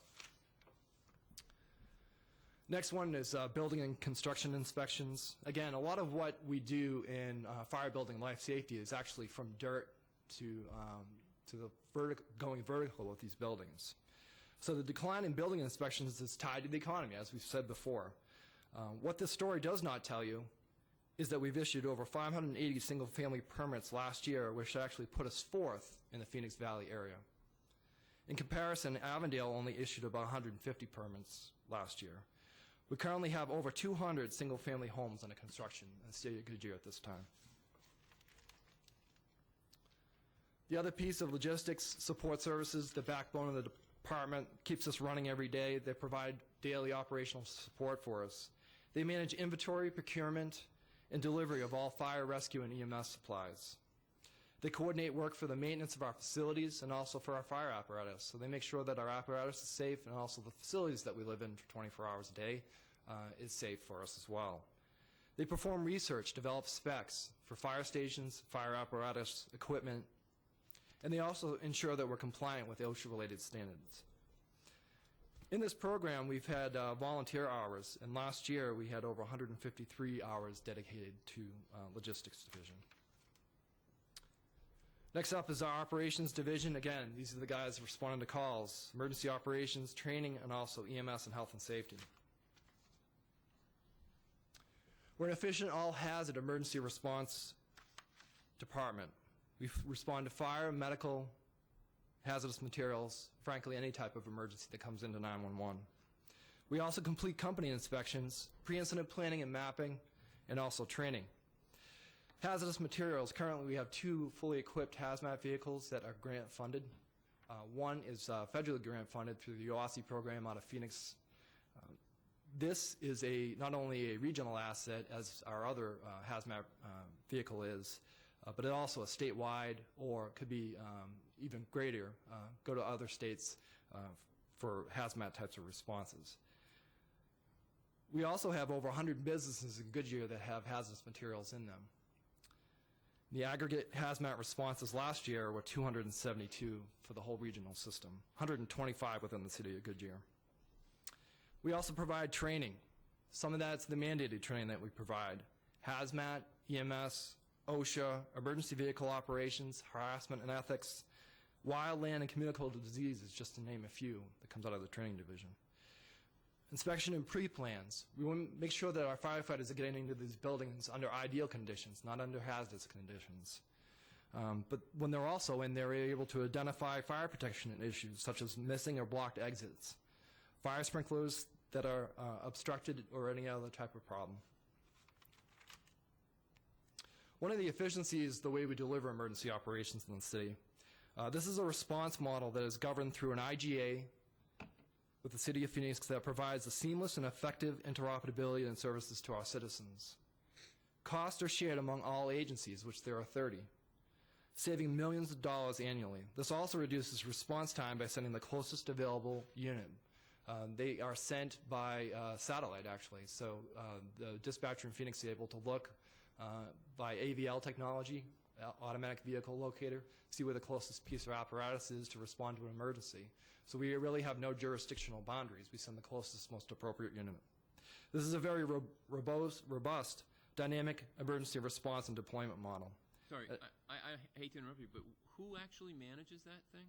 It's actually managed by all of us. We all sit on the board of directors. And it's for the whole Phoenix area? It's for the whole valley. There's 30 participating agencies, yes. Do the police participate in anything like that? No, sir. Last year in the system that was dispatched by Phoenix Fire, which 26 participate, the other 4 actually sit in the Mesa Fire Department dispatch center. There was over 350,000 calls that were dispatched by automatic aid last year. Annual cost for automatic aid is about $350,000 this year. It's going up a little bit next year. But what this doesn't tell you is kind of some of the backbone. It's a regional dispatch center that actually cost about $40 million. For the city our size to be able to put something like that up, even on a smaller version, would just be immense, the amount of dollars that we would spend. So there's infrastructure, there's staff, there's operations, O&M, there's service techs that provide 24/7 service for us on our vehicles. We have computers in each of our vehicles. So all that comes with it, as well as the 60 dispatchers that help support this system. Types of calls that we go on. Fires, which include structure, vehicle, brush, also trash fires. EMS responses, these are the emergency medical service types of response. So heart attack, stroke, respiratory distress, broken bones, falls, simple falls, those types of calls. Rescue could be vehicle accidents or extrications. Hazardous conditions, gas leaks, chemical spills, power lines down. And then service calls and good intent calls. Those are mostly the type of calls, but again, we respond to any type of emergency that's called into our 911 system. So for our numbers, for our outputs for emergency operations, for the calendar year last year was 5,495. Training hours, we performed over 20,000 training hours. This averages about 235 hours per person. And that's actually broken down. Over 10,000 of that is mandated training that's done by our training division and also by our operations folks. And then the other 10,000 of that is high risk, low frequency. So actual fires, we'll have live fire training at our burn academy that we have to have people go through those evolutions. It's important that they get through those evolutions because we don't see as many fires as other large agencies may, but we need to continually train on those types of events. Daily responsibilities as well. This is all rolled into what they do every day. Every crew every day must clean and maintain our 5 stations and 10 response apparatus. Also, they have to complete physical training, daily training requirements, and also professional development in the pre-incident plans like we talked about earlier. Calls for service, you'll see there is a increase, not too dramatic over the years, but still an increase nonetheless, about a 4.5% increase from 2008 to 2009. One of the things that we tried in July of 2009 was recommended by the Public Safety Committee and also the Matrix study, which was our alternative service delivery program. It's a pilot program. It's a 2-person crew pickup cab that actually responds to low priority, low urgency type of calls in our system. What it does is we really kind of try to operate in areas of high call volume and or where the local station has gone out for training. We can provide backfill coverage by this. But one of the recommendations by the committee is that we do not decrease our service level that we're providing currently. So this was in addition to our current service model. So we were able to try that out this year. But we're also looking at it for a tool for future growth areas. So as things start to develop south of where we are now in EMR,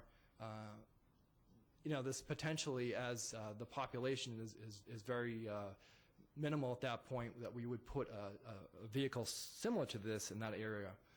Before the population starts to expand, starts to grow, then we would come in with a 4-person response unit down there.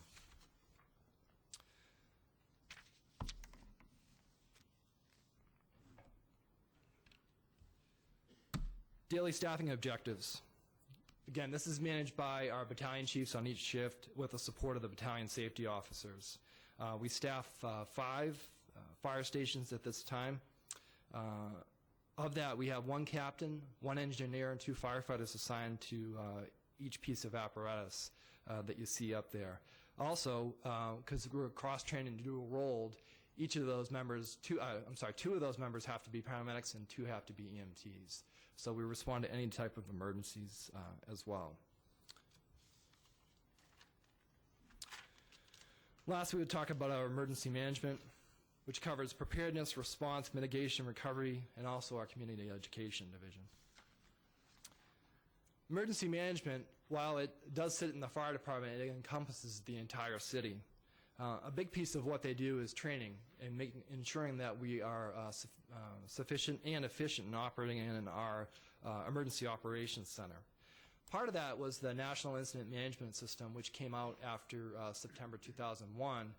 Presidential Directive Number 5 required anyone that worked in a public safety system to actually operate under the NIMS structure. So police and fire have to operate under this. So what emergency management has done for us is ensure that we've maintained a level of training that we have to.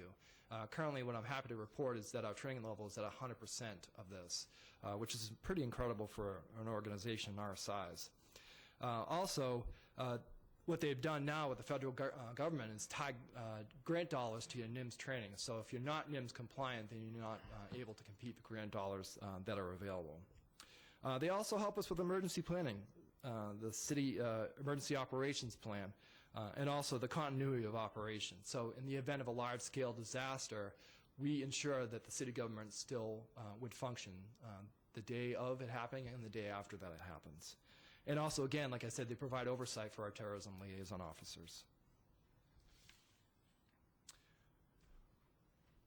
Emergency management, community education, some of the programs that they offer there. Last year they provided, this is a department of 1. She also has some support from volunteers, and actually we have 5 volunteers that have supported this division. They've provided over 1,700 hours of support here. But 678 hours of training were done last year, which included car seat inspections, station tours, CPR training, urban survival, senior citizen safety education, juvenile fire setup programs, and also the PAD program. PAD program is a public access defibrillator program. So in all of our city public buildings where public entrances are, we have emergency defibrillators there. So that's something that this department and also this division will maintain for us. And then the contact hours there is actually the actual individual contacts. So they made over 28,000 individual contacts last year with people requesting information. And I think lastly what I want to finish up with is our efficiencies. As I showed you some of our efficiencies that's occurred and some of the things we've done by combining departments and also working closely together. But the other most important part is our staffing. As you can see from the graph behind us, we've had a dramatic reduction in our staffing costs from overtime, which is considered constant staffing here. Constant staffing is ensuring that we have 4 persons on the response apparatus every day, and that we also have 2 paramedics on that response apparatus every day. So that's what the definition of constant staffing is. And before, it was a number that we watched closely, but obviously not enough. And there were some efficiencies that we found that we could have created and put in place at that point. And as you can see, we've provided dramatic reduction in that. But it's also because we've redeployed our firefighters that came from Fire Station 187. This was down in the Mobile area when we annexed down there. Fire department was one of the first departments to access this area and provide emergency and city services down there. So when the council made a decision to close that station and in contract with the city of Maricopa to provide emergency response down there, we brought and redeployed those firefighters onto shifts here, and that's also helped us reduce our cost as well.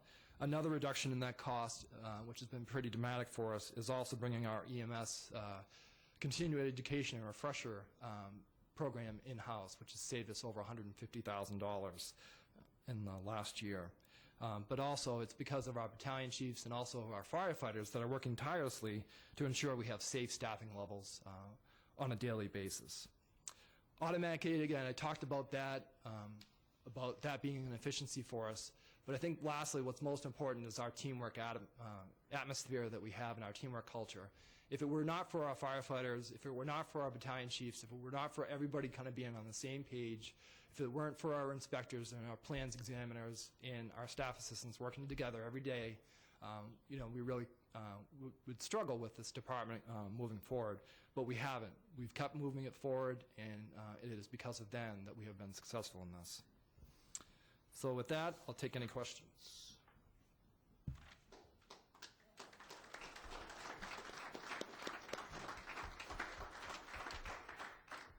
I usually bring them wherever I can.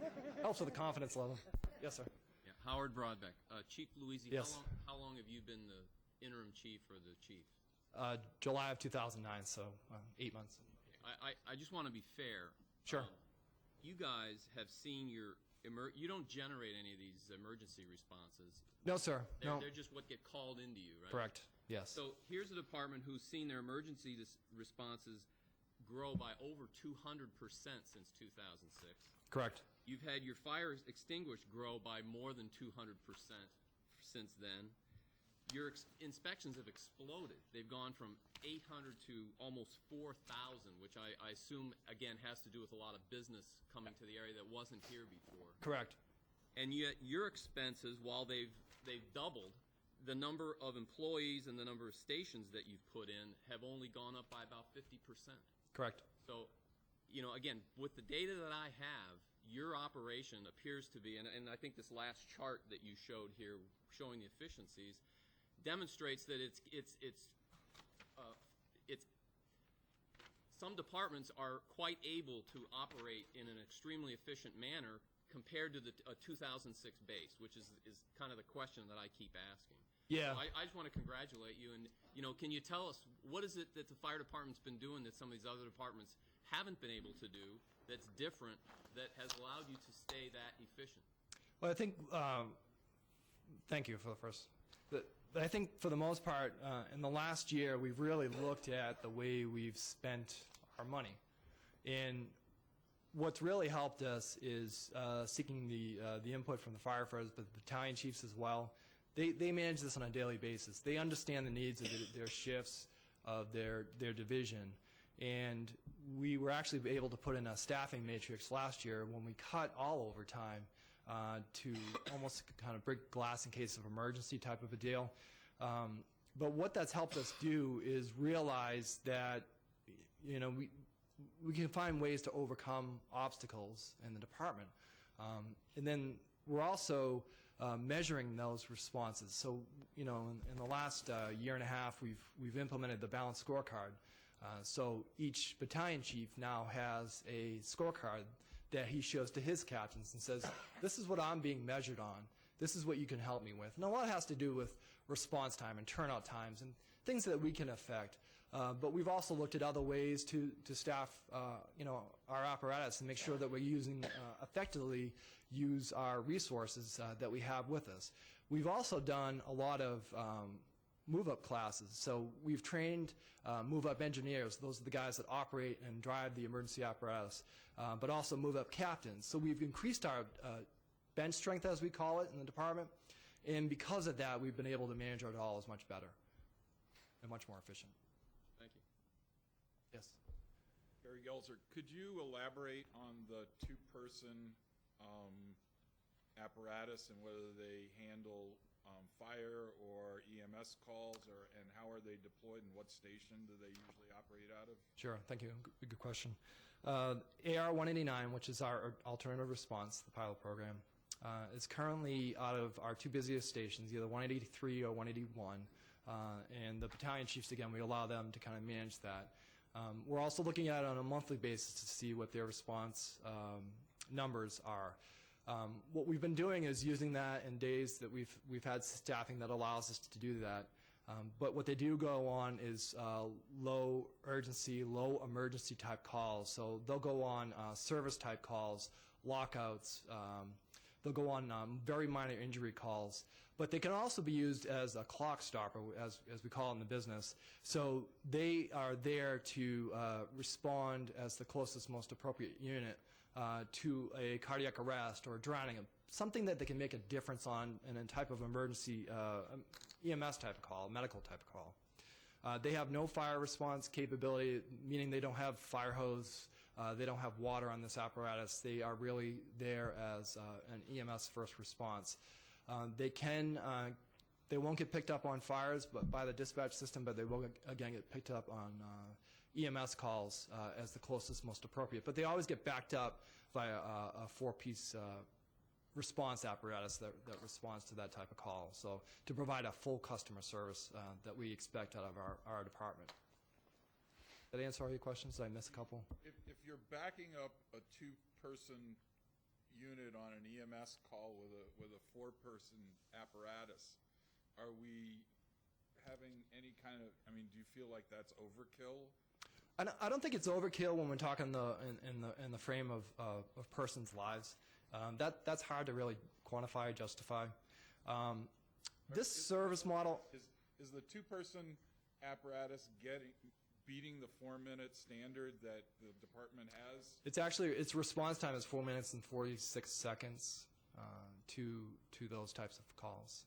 So it's a little bit over, a little bit under what an engine or a ladder would respond to those type of calls by probably about 30 seconds. So, again, we're trying to keep them in our high run districts, as it were. But again, our demographics and our call types in this city, it doesn't really fit the system or the AR response type model. I'll give you an example. Mesa uses this response model. They looked at this a little while ago, and Phoenix has looked at it as well. But with Mesa, they have a population that's greater than 200,000, where typically this type of unit will work well. But they also have 10,000 of these low urgency, low emergency type calls. In our 6 months that we've had this up, we've had about 59. Again, a little bit is because of our staffing, hasn't been able to support that model. But when it is up, it's making a difference on its shift, but it's just not getting the types of calls that it's really made for. So we're going to continue to look at it for another 6 months to make sure that we're getting a full look at it and full review, and we'll review that with our operations chiefs to make sure that we've looked at this fully, and then obviously we talk to the city manager prior to making any final determination with that response unit. Sure. Yes. Question. I live in Pebble Creek. Yes. You have your Tuscany station. Yes, 185. Right. Do you know how many fire calls versus EMS calls you get out of that station? Out of that particular station? I do. Just give me 1 second. I'll flip to that page. Fire calls for 185 last year was 21. EMS responses out of that station, 625. So for a total of 856. Now, they also went on hazardous conditions, service calls, good intent calls, false calls, et cetera, but 856 calls. Have you ever considered having just an EMS trucks there? That's a good question. While that is our highest percentage of calls, about 72% citywide, we are an all hazards emergency response department, so we feel it is the most efficient model to be able to respond, the paramedics and EMTs, on the fire engine in the event that the very next call could be a fire that could be right down the street. So they would be able to respond immediately to that fire and be able to work at that fire as well. So. With one other question. Sure. And how far away are your other stations? How many miles are they from that Tuscany? Fire Station 183 would probably be about 5 to 6 miles, and then Fire Station 184 would probably be, I don't know, maybe 8 miles to the south of that. I can get the exact number for you if you want something exact, though. That would be good. Okay.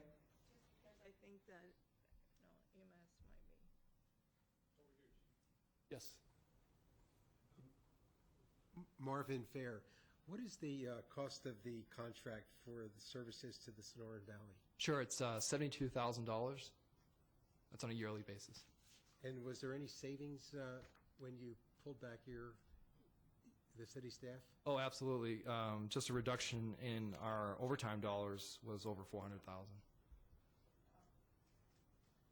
And one last question. Yes, sir. The Public Safety Committee made a recommendation regarding sprinklers. Is that still on the table somewhere? That is, we definitely support that. That was knocked down by a referendum in the city. But for any house that's greater than 5,000 square feet in the city, it has to have sprinklers. But the fire department definitely supports us moving forward with that. But again, that was voted down in a referendum vote. You're welcome. Yes, sir. How are we in the area of brush fires and these natural occurring wildfires and so on? You know, they occur on a regular basis. I don't have the exact numbers in front of me. I can get those to you if you'd like, though. But we do respond to brush fires, though. Have they become a problem? They haven't been a dramatic increase in those numbers.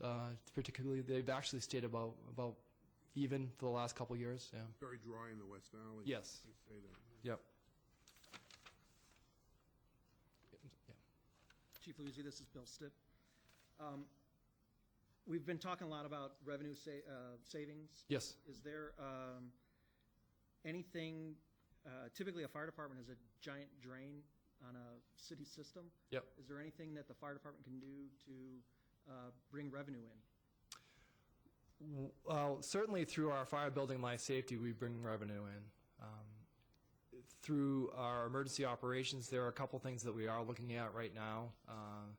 There is the ability for us to serve county islands, which are west of us, as a revenue source from an emergency operations standpoint. Also, our deployment on wildland fires. Last year, we deployed out of state on one fire to the station fire in California, and also we used our wildland team to support a mission up in Flagstaff last year at a large wildfire, and that is a revenue generating system for us as well. So there are definitely things that we're looking at right now. Can you explain how that generates revenue? Which one? The wildfire?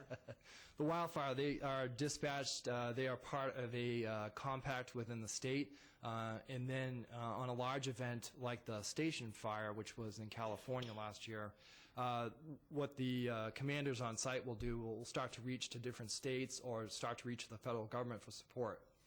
And we are part of a compact that can send our wildland team out of state in those types of events. And the minute that vehicle rolls, that's per hour cost, as well as the firefighters that are assigned to that unit as they roll the door. Typically, they're deployed for about 14 days on site, and again, every hour is accounted for and paid for while they're out there. So, yes, sir. What percentage of that revenue goes to the city of Goodyear versus? It all goes into the general fund, sir. All that money does. Yes, sir. Yes. Yes. One last question. Yes. I failed to ask you. Okay. What is the cost of having a fire truck a full fire truck at the Tuscany station? The cost of the actual fire truck itself? You know, what does that cost us to have it there?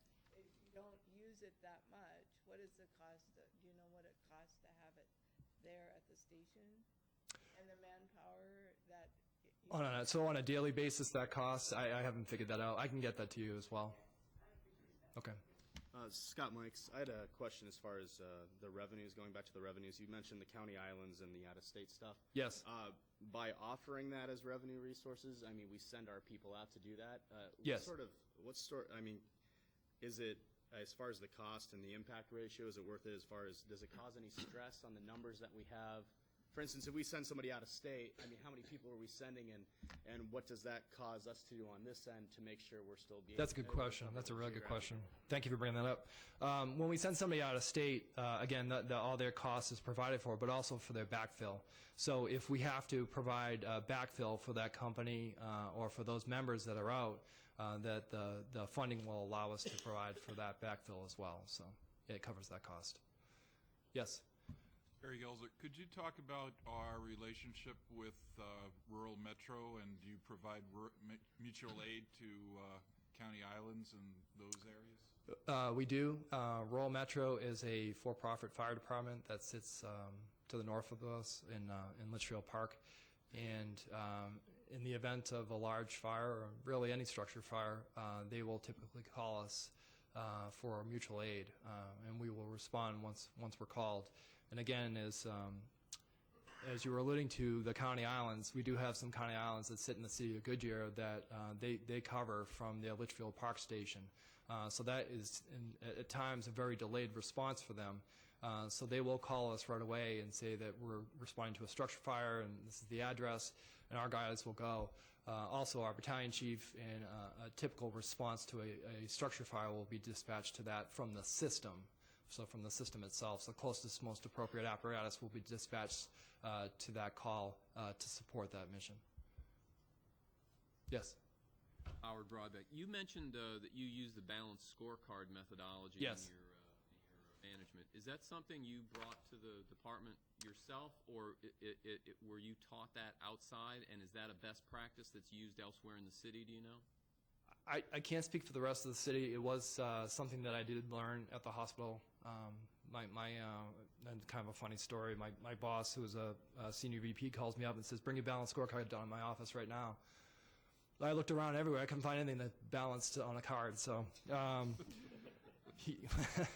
when I got down to his office, he gave me his book and said, "Here, read this. You need to learn up on the balanced scorecard." I've learned a little bit more about it from my MBA studies as well. But what I think worked well for us in getting across and getting that bought into in our department was, these are the things that we're looking at. These are the things that we're monitoring on a quarterly basis now. These are things that we want your input on. So if you don't feel that these standards are appropriate, give us your feedback. We want to hear about it. So the BCs, they were great about it. And I think them funneling it down to their captains to say, this is what I'm being rated on. This is the expectation. Once those expectations are out there, that system works great. You get what you measure. That's right. Wish I could have said that from the beginning. I should have said that. Yes. Marvin Fair, Chief. Under the mutual aid program, do you know what the cost is to maintain all the interconnectivity for the apparatuses throughout the valley? It's millions. It really is millions of dollars. We're looking at, like Chief Brown had talked about, the Regional Wireless Cooperative, and for the new standard for 800 megahertz radios. It's, millions of dollars. More of that money is put in by the agencies themselves to help support this cost. But for us to do something standalone would just be astronomical. I don't have the exact figures. I can get those for you if that's something that you require. Okay. Yes, sir. Charles Rothacker, have you considered upgrading that crew cab to like a hotshot team, where you could add that equipment so it's more viable, put out small trash fires and brush fires, that kind of stuff, so it has more use and more purpose? Yeah. We feel like the model that we're deploying it as an EMS model, because again, the percentage of EMS calls is higher than those types of calls. We looked at whether a brush truck would be more appropriate for them to respond in. We really feel like the best model for them to be in right now. And again, it's something we could look at as we progress a little bit further down the road. But we feel like for fires, our best response model is a four-person response, and for our alternative response, or alternative delivery program, is a two-person pickup truck, crew cab. So, thank you. Yes? Scott Mikes. I'm sorry if I might have missed this, but going back to the last graph you had before the questions. Yep.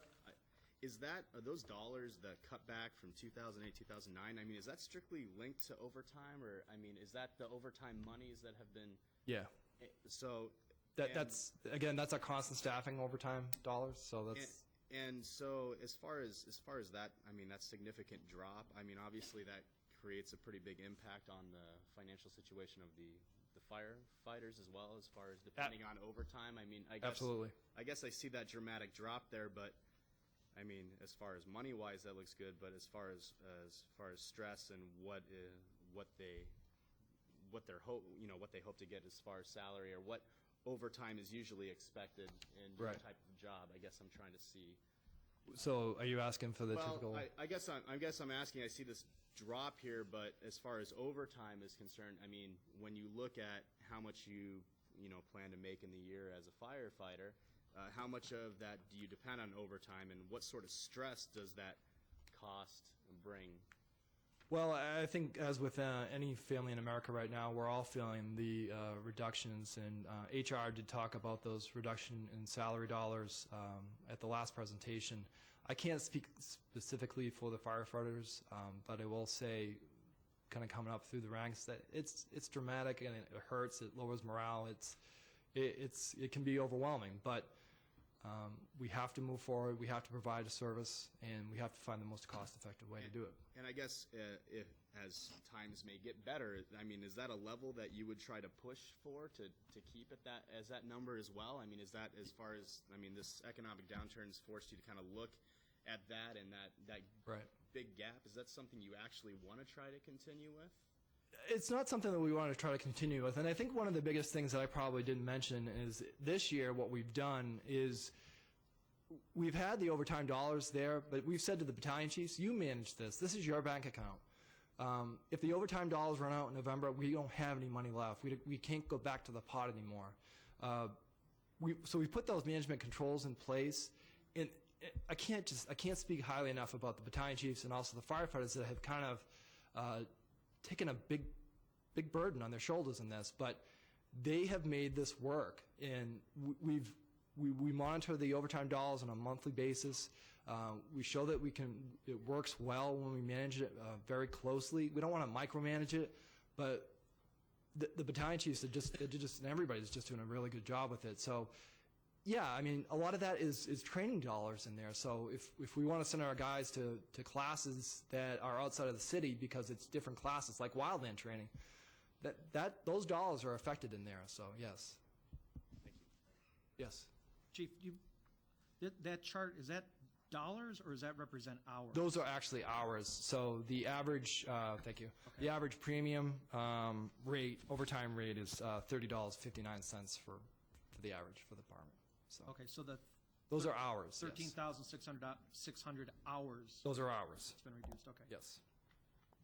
And you said that's at $30 per. I mean, as far as For their average rate, yes. Okay, Yep. as the multiplier. Okay. Yep.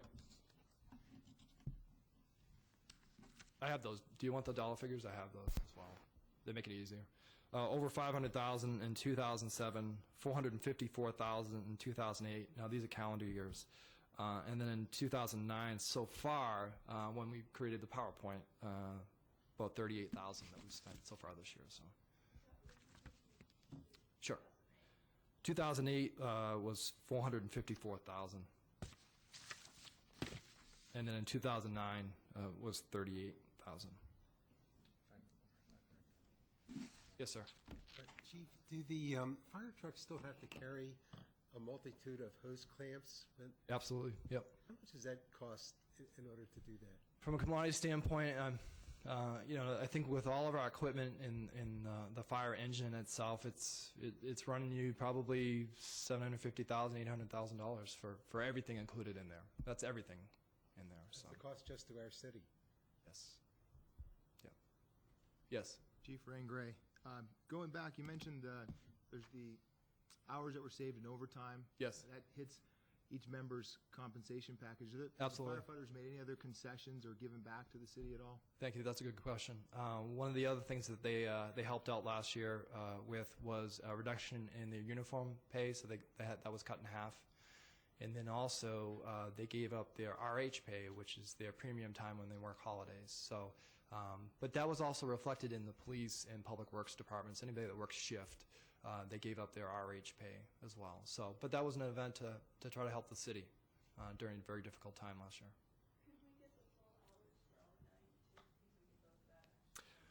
I think I'll just look to Lisa, my management assistant. That was run through December, the 2009 hours on that graph. Yes. Okay. So I just wanted to make sure that. Okay. Thank you. Chief, just to follow up. Do you Yes, know I'm sorry. what percentage of impact that was to the members?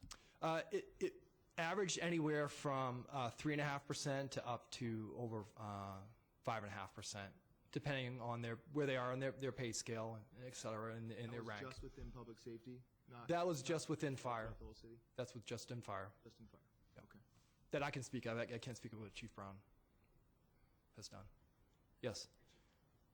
Since 2008, 23 jobs have been frozen. Yes, sir. What dollar amount is that we saved? That's a good question. From the jobs, I'll have to double check on that. I want to say it was pretty significant, the dollar amount, but I'll have to get back to you on that one. Sorry. Chief, one last question. Yes. Bill Stipp, are there staffing standards that we've got to meet? Joan, I know you're concerned about 2-person versus 4-person. Marvin mentioned what's the cost of a fire engine. Are there certain things that that guide what the fire department does as far as staffing levels are concerned? Absolutely. One of the things is our automatic aid agreement that we have. It requires us to have 4 firefighters in the apparatus and also 2 paramedics on every response apparatus that we have as part of that agreement that we are with Phoenix. There's also an OSHA mandate that requires us to have 2 in, 2 out. So under I'll give you the scenario, a structure fire scenario. A 4-person apparatus pulls up. 2 firefighters can go in and effect a rescue or extinguish a fire, while 2 firefighters are outside prepared to rescue them if something bad happens inside to those 2 firefighters. So that's that OSHA standard that we have to comply with. But then here's the piece that we really don't think about enough. While the OSHA standard is very important to us and the safety of our firefighters, but also let's think from a customer service standpoint and from a care of the patient standpoint. We use the pit crew mentality. So if you see NASCAR on Saturday or Sunday, whichever day that's on, you see all these guys, they swarm around a car. Somebody's changing tires, somebody's filling the gas, somebody's doing whatever. Our firefighters have that same type of mentality when taking care of a patient in their family. So somebody's taking a blood pressure, somebody's hooking up the monitor, somebody is starting oxygen on the patient, somebody's starting an IV, somebody's getting information from the patient, somebody's getting information from the family. So it's a busy beehive. It's very similar to any type of emergency room program that you may watch on TV, TLC, or I don't know what any of those programs. I don't watch them, but they're never real. But from the standpoint of that's how we provide a customer service from that type of standpoint. So for that 4-person, that's very vital to us, and that's how we work. So there's regulation and there's obligation. Right. Yes. Josh Papworth, what criteria governs when you decide you need an additional station? That's a really good question. Late last year, we had our public safety master plan, which was done for police and fire. And some of those requirements are based on our call time and also infill or population growth. And one of the things that we look at, the first part is 25% calls greater than 8 minutes or more. So it takes us more than 8 minutes to respond to those 25% of the time. Then we'll look to put a temporary station into that area. And then as that increases, as the calls for service go greater than 10 minutes, then we'll look to put a permanent station into that area. So, great question. Thank you.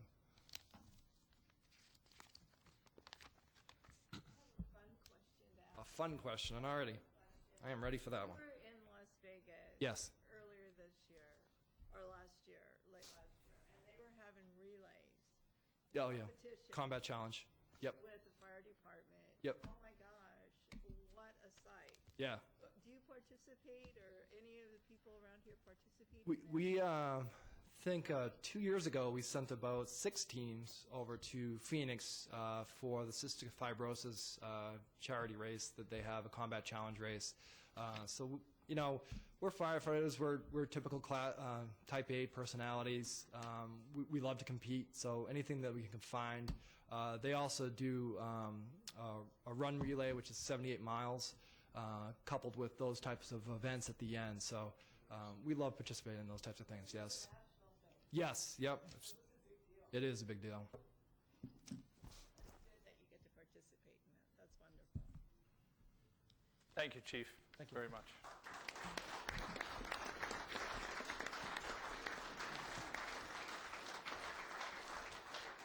You have this in your workbook that was handed out tonight. This is a brief financial summary of both components of public safety. If you'd like, we have someone here who can present this to you in about 15 minutes, or if not, and you want to simply go over this yourself, it's up to you, but we're prepared to present it. I don't see a great deal of enthusiasm for the presentation. Tell me if I'm missing that, but the information is in there for you. A small piece of business that needs to be finished. We have 4 people who have not submitted their ethics, the signed ethics sheet. If you know you haven't done that and can give it to me tonight, great. Otherwise, I'll just drop you an email. Oh, good. And so if there's any missing, I'll just drop an email. I think we're only missing 1 now. Thank you very much. Thank you. Now, we had a couple of questions that came up earlier in the evening that were not brought up from the floor that I just want to mention to you, and we'll get answers back to you as we will on all of these items. We'll get answers back to you on the website with the information you've requested. There was a request that we understand how the rainy day fund works, so we will get that to you on the website, and also a little bit of an update on the enterprise funds and any policies that might be associated with those. As you get into the discussion of revenue generation, those might both be useful to you. The next thing on our agenda is really an open forum for you. And again, the questions and answers were wonderful tonight. It took us, again, a little later, and it shortens the time you've got for anything else you want to discuss, but we've still got a half hour if you'd like to use it for your discussions in any form you'd like to add to the good of the order, or ask additional questions, or comment in any fashion. My question earlier about finding out the reduction in overtime, uniform allowance, and holiday pay issue, were we going to get an answer to that as well? Absolutely. I did have a second question. In reviewing everything, I see that the city manager's report that we got the very first week was and appears to be the only report we're going to get regarding the city manager's operation. Is that correct, or is there? No, there's a section. If you look at this sheet, which I think is behind the 4th yellow. Let me just tell you what it says. You've got this on Wednesday, the 3rd of March. City manager, mayor and council, municipal court will be discussed. That's been updated. Thank you. Yes, sir. Yes, sir. Yes, please. So I was looking on the job description and on the page for positions on the website, and the only one that I did not see was one for the city manager, and I wondered why that was. Assistant city manager is in there, chief of police is in there, the fire department's in there, but not the city manager. So. We'll find out. Okay. And I like his job description. Okay. Yes, sir. Yeah, if there is going to be another presentation by the city manager, I don't know if anyone else would be interested in this, but I'd be very interested in understanding how he makes the kind of management decisions he does, using what data to understand which of these budgets as submitted are reasonable based on the measures that are used, and which ones are not, and how those decisions are made. Because again, to me, I see a wide disparity in different departments, in some that seem to be managed a certain way. Again, I'm only based on the data I've got, yes, sir. So there might be a lot more data than that somebody else is using. But I'd be interested in what that methodology is. We heard that the fire chief uses a balanced scorecard, which is a pretty well-known methodology in a lot of large businesses to manage your expenses. And like he said, the guy at the field level can tell the people who are doing the work, here's what I'm getting measured on, so yes, this is how I need you to be. This is what we need to produce. What is the rest of Goodyear doing like that? I thought that was a pretty interesting observation from the fire chief. Yes, sir. We will include that, absolutely. Any other questions, folks? Yes, sir. About 70 some odd jobs positions were frozen or frozen. We'd like to find out how much money, dollar amount, That that we're talking about. And I understand that some jobs were promoted soon after that. I want to find out who got promoted and how much money, how much salary was increased soon after. Okay, so the two questions are 70 frozen, how much savings in that, and promotions that were made? Soon after those jobs were filled. Okay. Thank you. Yes, sir. During the city manager's presentation, I'd be interested in going back to compare our city operation with other cities in terms of the weak mayor concept, how that compares with other cities. Well, if I could, the system is called the council manager form of government. It's not a weak mayor. I've never seen a weak mayor, nor is there one here. But I think there are, yes, sir. You mean within the region, or you mean in general as a concept? Within the region. Within the region, okay. I'm not sure we'll find any. I'm not sure we'll find any that are not similarly structured, but we'll look and see what comparisons there might be, sir. Yes, sir. I just want to make one general comment, and it's based on, I think, Joshua's last question. And I don't mean to criticize, but because it appears that the way cities operate is they mix their expenses and their capital together, and they do it not only when they spend the money, but they do it when they budget. Okay? As I've gone through this data, any budget information that's in here, either proposed, expected, planned, looks to me to be just about totally worthless, because it's not necessarily what actually happens.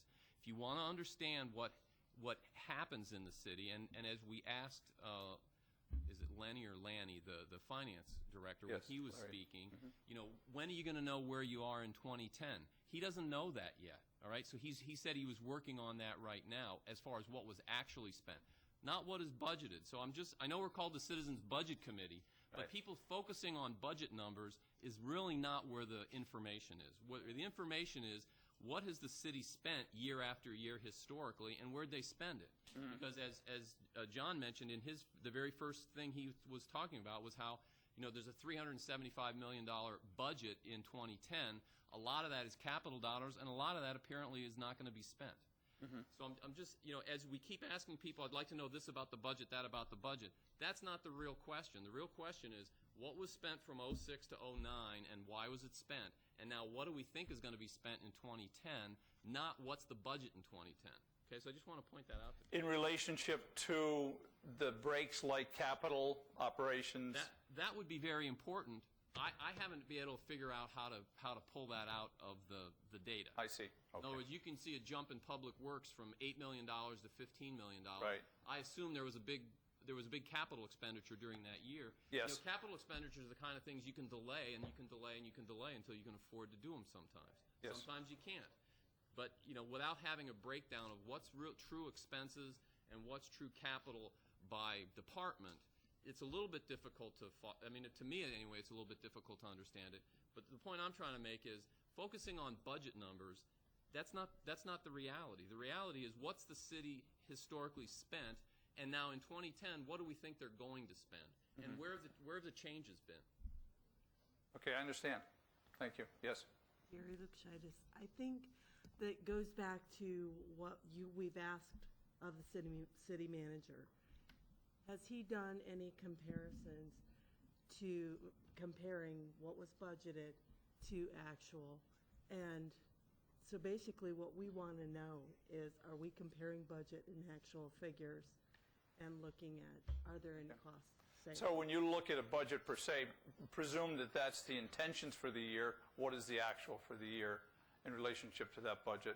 And what intervened in the meantime? Okay, I understand. In fairness, that is all reported in the CAFR. Okay, there's a couple pages in every year of the CAFR. It says, here's what was budgeted and here's what was actually spent. So there's like 2 or 3 pages you can go to. The CAFR document that came off the city's website that I forwarded to everyone, I just did the 1 year, 2009. Right.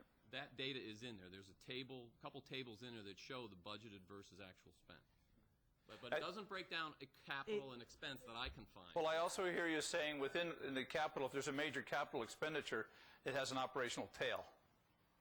Well, it could, yeah. So if you add a major thing like a ballpark, Right. you're going to have an operational relationship that should be sizable in that period of time. Yes, sir. Can we get a listing of the cities and their populations?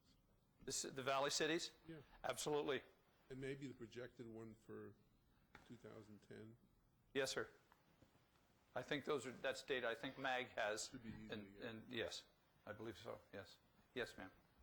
Is it possible if we can get the actual expenditure, maybe the last 5 years, and broken down by categories of expenses, and also broken down by fund? You know, like you've got general fund, auxiliary fund, and Right. capital. And that probably a lot easier to analyze for us instead of just the cover that he's Right. forwarding to us. Is, Well, the CAFR is going to be a summary, right? Just too much, Right. too much Okay. information. But if we have like an actual expenditure, maybe 5 years, for example, actual, and then Yes. what is, and then for this fiscal year of 9-10, we will need to compare what is the budget and what is the expected actual for this Yes. fiscal year, and then what was really, Yes, I understand. Okay. yeah. So we would like to have data sometime. I understand. So more or less it becomes a reconciled budget, and at the end of the year, after those little things that always have to catch up for reconciliation, let us work on that and see if we can give you something that works.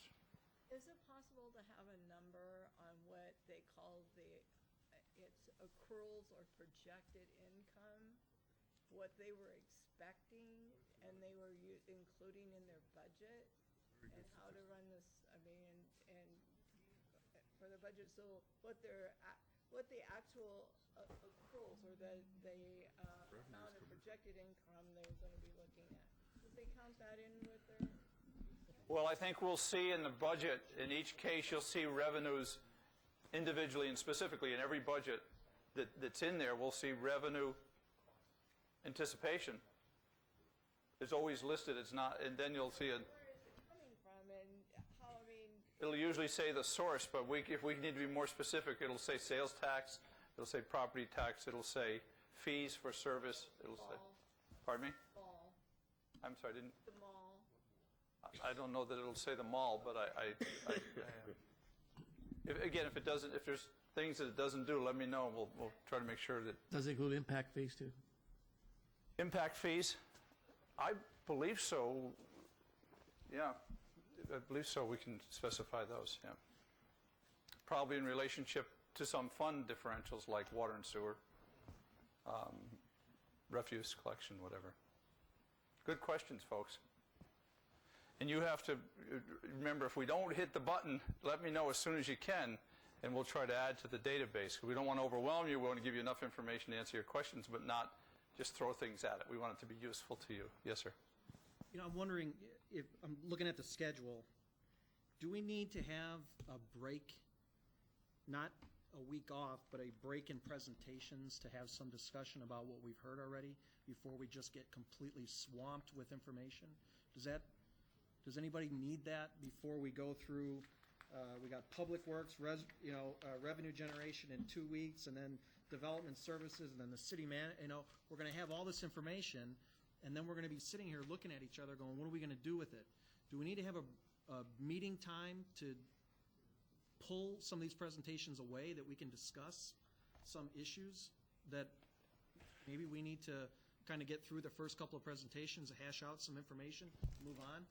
I'm just throwing it out there. I don't know if we need that or not. There's a lot of questions though tonight, and we got a half hour to talk about it. Yes, sir. I think that'll be very important, but unless we have the actual dollar amount of where our expenses are going, I think it'll be very difficult to have that meeting. I agree. I would agree, but if we can say, look, we need that information by, February 24th, and we're going to push everything, after that meeting, we're going to push it down. That gives staff the whole month to work on getting it done, gives us an opportunity to plan our meeting and how we want to go forward. I'm just throwing that out there. Because I agree, we can't do anything without the data, but. If it works for you to get that data, then pose that question rather than to pick a date now. Would you want to do that, or would you like to? Is there anyone else interested in setting aside some time to step back from presentations and have a dialogue? Yes, sir. Question, are we to assume that according to the calendar, that March 24, 31, and 7, we're going to be kind of like in deliberations or something? We're going to be talking about what we... Yes, sir. Okay. Yes, talking about it, seeing how you want to frame your commentary, how do we want to structure it, how we'll prepare a report that comes back to you for your approval that captures everybody's. And all I'm suggesting is we just, instead of waiting until the very end, maybe take a spot in the middle. Or how about cutting a couple of those in half and allowing for this? Would that be a problem? Anything you want, we can manage, really. Anything. That's manageable? Yeah. You mean to cut one of these presentations and maybe just do one and leave you a full hour or 2 hours to dialogue? They can come back and finish up if they need to? If you wanted to, we could spread these out over a longer period of time. And conceivably do Parks and Rec one time and Ballpark another, or? I think we could also do this, is come March, that we could give them part of our evaluation or response, and then in a month or so, do it again, give them some more of it, and we can, this is our committee, so March isn't the final deadline. Doesn't have to be. That's up to us.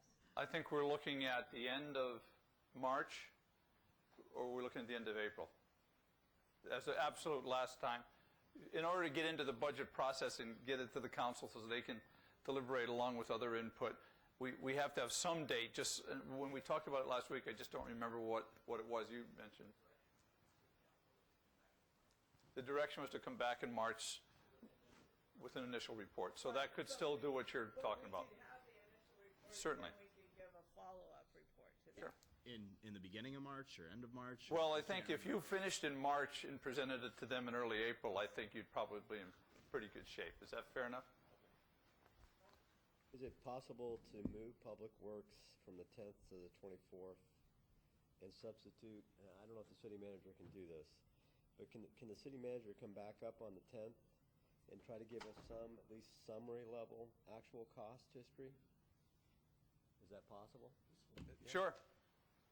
I mean, I would think even at a summary level, looking at actual costs and then talking about revenue generation, that may be more meaningful for us on a path forward as far as where we want to drill in. Yeah, and again, I don't really fully understand how to break out the capital and the expense pieces from even these reports. So if somebody could help with that, that would be good. Absolutely. In fact, in the development services, community development, economic development, I think we'll see that split up. But we'll make sure that that is clear between capital and operation. And But if there's any accountants in the group who know the answer to these things, I would encourage them to step up and share that with us. I'm used to them manage a separate account, so I agree with your concern. Okay. So what I heard, your proposal, your suggestion is that we move the city manager up to February 10th. Well, bring the city manager up. Along with revenue generation. Yeah, right. And so the city manager on the 10th, though, would attempt to try to give us a summary level characterization of historical actual costs. And some of the things that I think that Howard was talking about, the nature of decision-making regarding the budget and how the process works, how the thought process works. And then that, and combined with revenue generation, I think would give us a lot more information to make smarter choices about what to do with the remaining weeks. And how about if we then... A week of soak time afterwards to kind of go through it. And if we come back together after that point and start off with some discussion, and we can make a decision whether or not, where we want to go to from there. And I'd definitely like to suggest we split that ballpark out, because I think that's going to be, that appears in the budget to be that's the golden goose right there. It's a big piece of everything. It did a lot of good, but it also came with a lot of luggage. So we will be moving the city manager up to Does next... Does everybody agree? I mean, that's my proposal. Yeah. It appeared that people were lighting up on that one. Just try to respect the process, that's all. Public Works then would go down into, will you let us put Public Works where it ties into something rather than just forcing it into the city manager slot, maybe we'll mess around with February 24th and get Public Works in with engineering. We'll make that sense. We'll try to put the proper combinations that will be useful to you if you'll allow us to do that. And then, yes?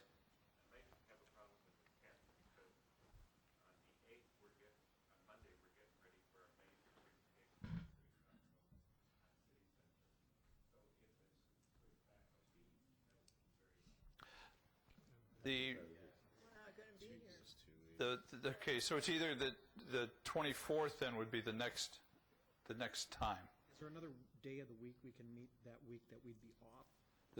The week of the 17th in here? Where is, Room tied up every day of So the week? John, if we met later in the week and Yeah. give you more time. On Wednesday. on Wednesday, but if there's Tuesday, another day, Thursday, Friday. if you can hear me in the office in there, there's the tech, for this room, the 16th, we believe the 16th would work for this room. Thought we weren't gonna have one. Pardon me? Thought we already voted that out. Well, yeah. Yeah, did we already vote that out? I think we should. I thought we already voted that out. Well, we did vote it out, and someone's suggesting we put it back in. Only if you're able to, No, in this room. In this room, because you can be able to record it. only if we're able to record it and televise. Right. The only reason we voted it out was because of the recording. Not because, right. Right. So I think for that week, if we could just do the 16th, because if John has to push it back to the 24th, we lost another week. And I mean, the most vital information that we're talking about here, Yes. that we seem to agree on. I think that would be, Okay, so let's use the 16th then for John to come back and then use that for discussion. are you folks okay with that? That's what I was waiting for. Good, Eddie. Thank you, sir. And also, Eddie put a lot of, Reed configured this, and I thought he did a really great job of making this work. Yay, Eddie. Good for him. So that's good. Same time? Yeah, okay. How many people would like to do that on the 16th? 6 to 9, same as usual. This will include then the city manager conversation and revenue generation. I don't think he's back in the room right now for me to. We can do a show of hands. Okay. I think this, can we, Can we just beg your pardon, sir? just ask if anybody has a problem? How many are okay with that? They're willing and able and interested in coming on the 16th? Place of what date? In place of the 17th, which we had eliminated because we couldn't broadcast. How many would like not to do that? Okay. My reason is I have eye surgery that afternoon, so I won't make it. I wish you well. Anything else for the good of the order this evening, Okay, folks? so can I just, Yes, I sir. just want to make sure I got it straight. So on the 10th, are we leaving the agenda as is? On the 10th, we'll leave the agenda as is. Okay, so we're adding an additional day, the 16th, Yes, sir. where the city manager is going to come back That's correct. with data, and then we're going to have some discussion. That's correct. And if we just have the city manager on that date, that will leave plenty of time for you to have discussion. Very good, thank you. Appreciate the clarification. Thank you. And then push the ballpark to the 24th? And just leave the ballpark, Push the ballpark to the 24th? push the ballpark to the 24th. Well, the ballpark's now on March 10th. Right, but we wanted to split it out. Oh, I see. We can probably, can we fit that? I meant the 24th of March, I'm sorry. Oh, I see, yes, okay, yes, that can be done. Can we hold that as a final decision till next meeting, just so, See how we progress. just see how we feel? Yeah. If that's all right with you. Folks, thank you very much, great meeting. Great, well, excuse me, I'm sorry, I didn't Well, mean to and skip. then just really quick, just seeing how this goes with the February 16th, obviously you notice we lose a week on March 17th as well. Depending on how that goes and where we have to go, we might want to address